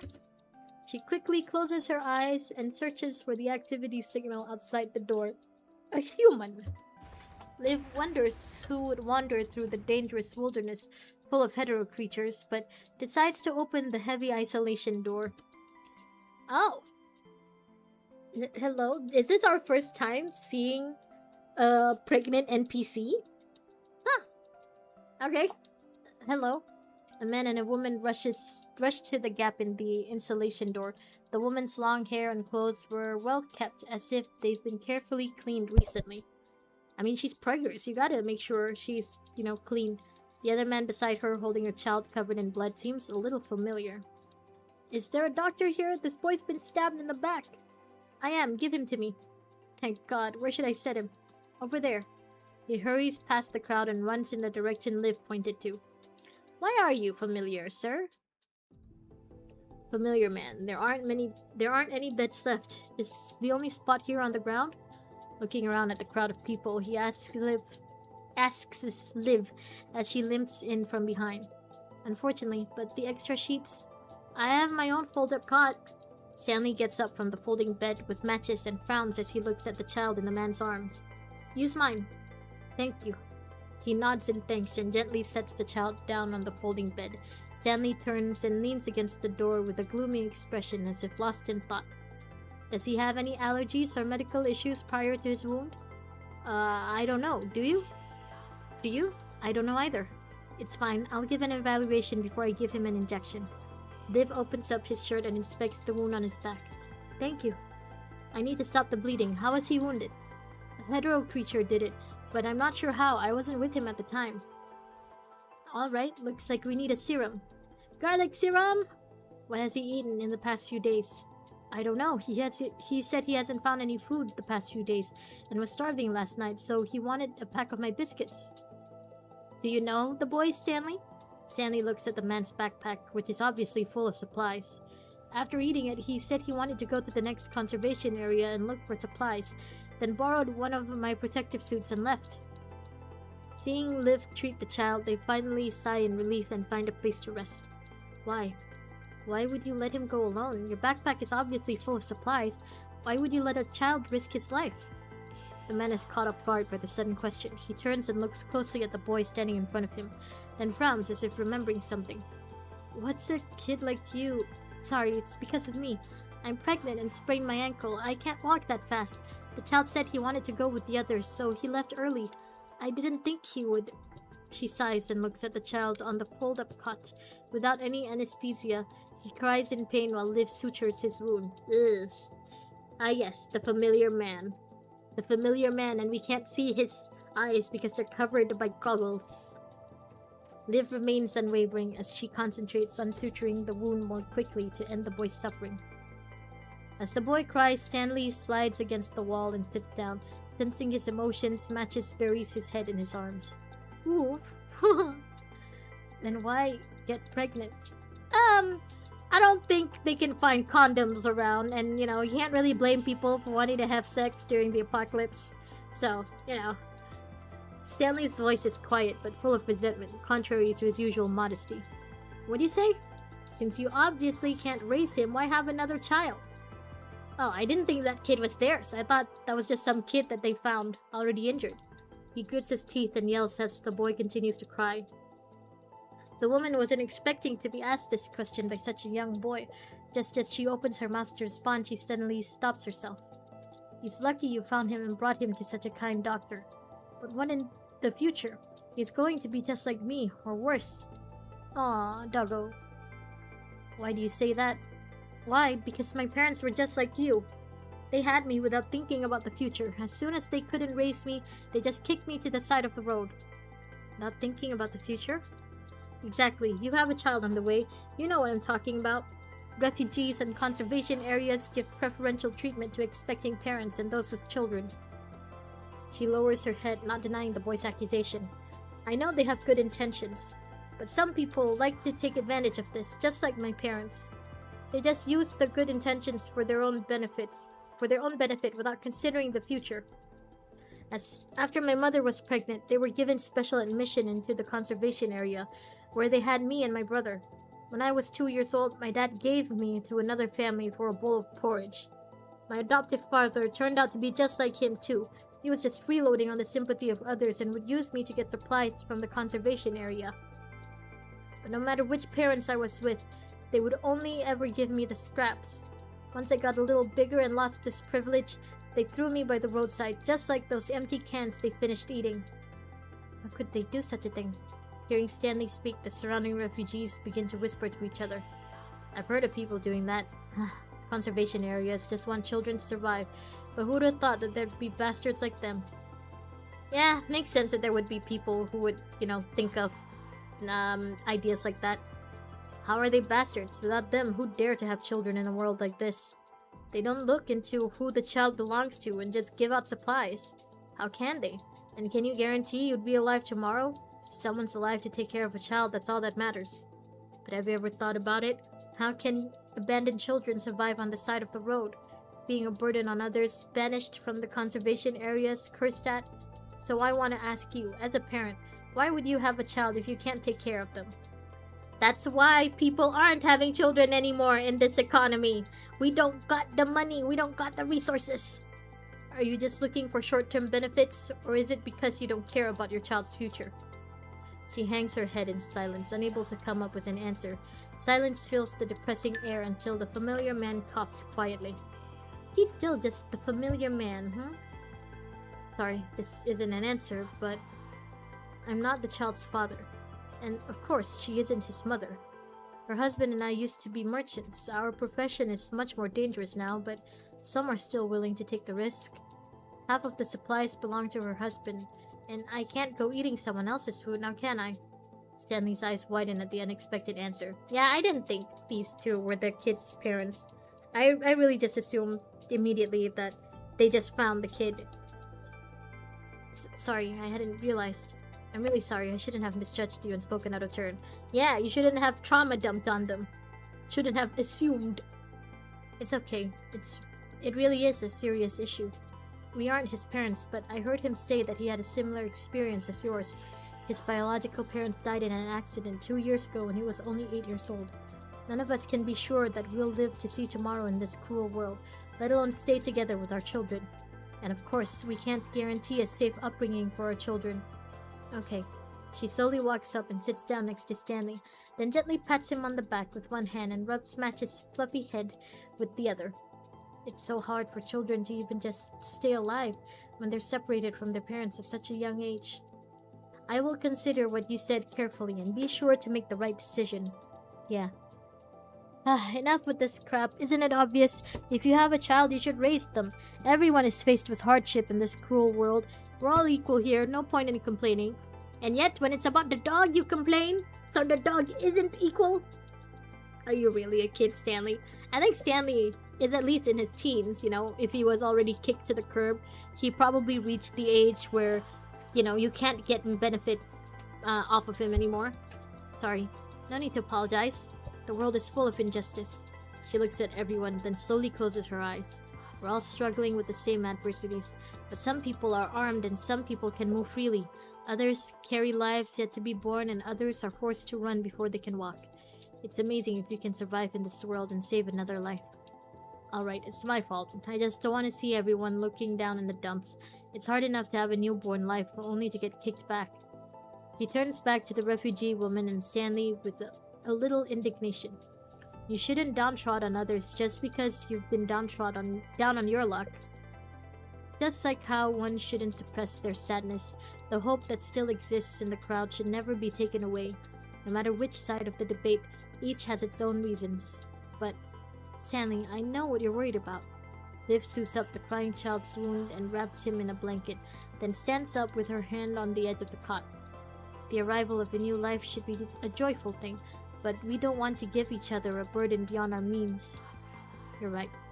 Even still, this difficulty can also be rewarding. By that, I don't just mean getting supplies using the kindness of others, but hope and dependence. Liv looks down at Matches next to Stanley and smiles quietly. Did you choose to take care of Matches because you think he'll help you get supplies? No. But by doing so, your life has become more difficult and has made your food even more scarce. But as you said, it gives your life meaning and motivation. That's why you made the choice, right? Yeah. He nods and looks at the woman beside him apologetically. Well, then how do you view this child? She lowers her head in silent contemplation. You should still have the baby. We're barely making it through each day and we don't have enough to eat, but it's also sad to see someone die. If there are only a few living people left in this island, what good are more supplies? This world won't be so lonely with more lives around. Yeah, that's what I mean. Hearing this, he immediately turns around excitedly and claps his hands. Whether it's a person or a dog... Oh, now you accept the dog. You need to protect them as their mom. You can't be so quick to give up. There I go, running my mouth again. He gently pats himself on the face in apology. Stanley and the woman in the crowd laugh at his motherly instinct kicking in. Sorry, I've never been too good at talking with others. He rubs his hands with a kind smile. The dust from his hands causes him to sneeze a couple of times. Well, since you're already here, how about changing the subject? What's your name? Where'd you come from? How's the situation outside? What's the baby's name? Every new refugee always gets asked, where did you come from and what's the situation outside? So much so, they've become the standard greeting. Even if they don't answer at first, they will be asked in private. My name's Fantine. I came from City 045 in the south. I was originally going to City 044's conservation area, but then there was a problem with the CPF. What's wrong with City 045 and City 044? The conservation area in City 045 is full, and something's wrong with City 044's CPF, for which I was stopped by a construct on my way here. He said that a horde of hetero creatures attacked the conservation area and the CPF, so they're evacuating the residents. City 044, that's where Lucia and Lee are. Hearing this, the refugees begin to whisper amongst each other. I thought it would be the safest to the south. Looks like it's just more of the same suffering. There may not be those twins, but there are just as many hetero creatures. Guess it's not safe here anymore. We need to evacuate ASAP. Evacuate? Where else is there to go, right? Are there any safe places left out there? Then what else should we do? If Babylonia doesn't send any more support, what about the Forsaken? And what about Octilike? The Forsaken. Actually, this gentleman came from the Forsaken. Oh, you know the Forsaken? How's the situation over there? I don't know them too well, but I've done business with them as a merchant. They're still sheltering refugees, but every base is already overcrowded. Looks like we need to think about evacuating. They're still in a better position than most conservation areas. At least they have food reserves, but given this environment, they're in a desperate need of serum. I came here to see if I could find any spare serum in the conservation areas to exchange with them. Exchange? You mentioned her husband is also a merchant. What about him? He fell into the red tide while protecting me. The last I heard his voice, he was already... I know he isn't alive anymore, but the hetero sapien sounded just like him. If this gentleman hadn't come here to pick up goods, I would have been torn to pieces by those hetero sapiens. Seems like you've had your fair share of experience with those monsters. The old lady nods in recognition. What's your name, young man? Shrek? Oh!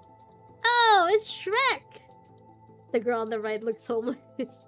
They're all homeless. It's Shrek! Shrek? Hearing this name, Liv finally realizes why the man seemed so familiar. Shrek! You're alive!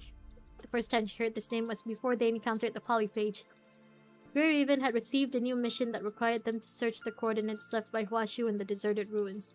She'd accidentally stumbled across a book while searching for clues. Cardman Rider Genesis? She carefully opens the faded cover. After reading the whole story, she found a line of beautifully written messages written on the back of the cover. Earth has been stricken with innumerable disasters, and time has washed every one of them away. Live for tomorrow, because all will pass. To Shrek. Shrek, it's you! There weren't any clues in the book, but Grey Raven had coincidentally seen this message written on a wall of the ruins. Look, something's written on the wall. Following where Liv is pointing, you find a neatly written slogan on the wall of an abandoned building. Earth has been stricken with innumerable disasters, and time has washed every one of them away. Live for tomorrow, because all will pass. How very inspiring. It looks kind of new as well. Could one of the scavengers have written this? The hazily written, of course, can be seen below the slogan. There seems to be something else after these two words, but they've been roughly scrubbed off.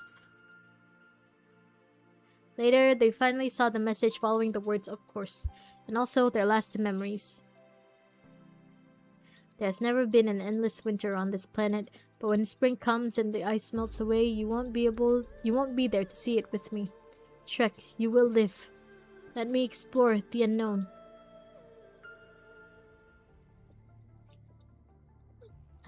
Ah! Although she learned a part of Shrek's past through the Spear of FOS, she knew it wouldn't be appropriate to bring it up at this time. Therefore, Liv decides to remain quiet. You're trading for the serum. What about her husband? What's he trading his supplies for? Also, the serum. He was originally tasked with exchanging supplies, but since he hadn't returned in a long time, I went to look for him. Oh, but we're running low on serum ourselves. Do you have 4 vials to trade for these supplies? I can only trade for 3, just in case we have new wounded refugees. Somebody wants Tommy? It's okay, I understand. He rubs his rain-soaked hair. After I left the Forsaken, every conservation area on my way here had run out of food and serum. Some even tried to rob me. Seems like you guys are in a lot better shape. The outside is overrun with hetero creatures. Mind if I stay here? If the doctor doesn't mind, we don't either. If you don't mind the lack of space. Of course not, thank you. He yawns carelessly and leans against the corner and closes his eyes. Just immediately asleep. All these people gather together, but no one knows what will happen tomorrow. What would the Commandant think after regaining consciousness? I wish you were by our side, Commandant. Okay, I think this would be a good place to stop. How many chapters are there? Mission guide.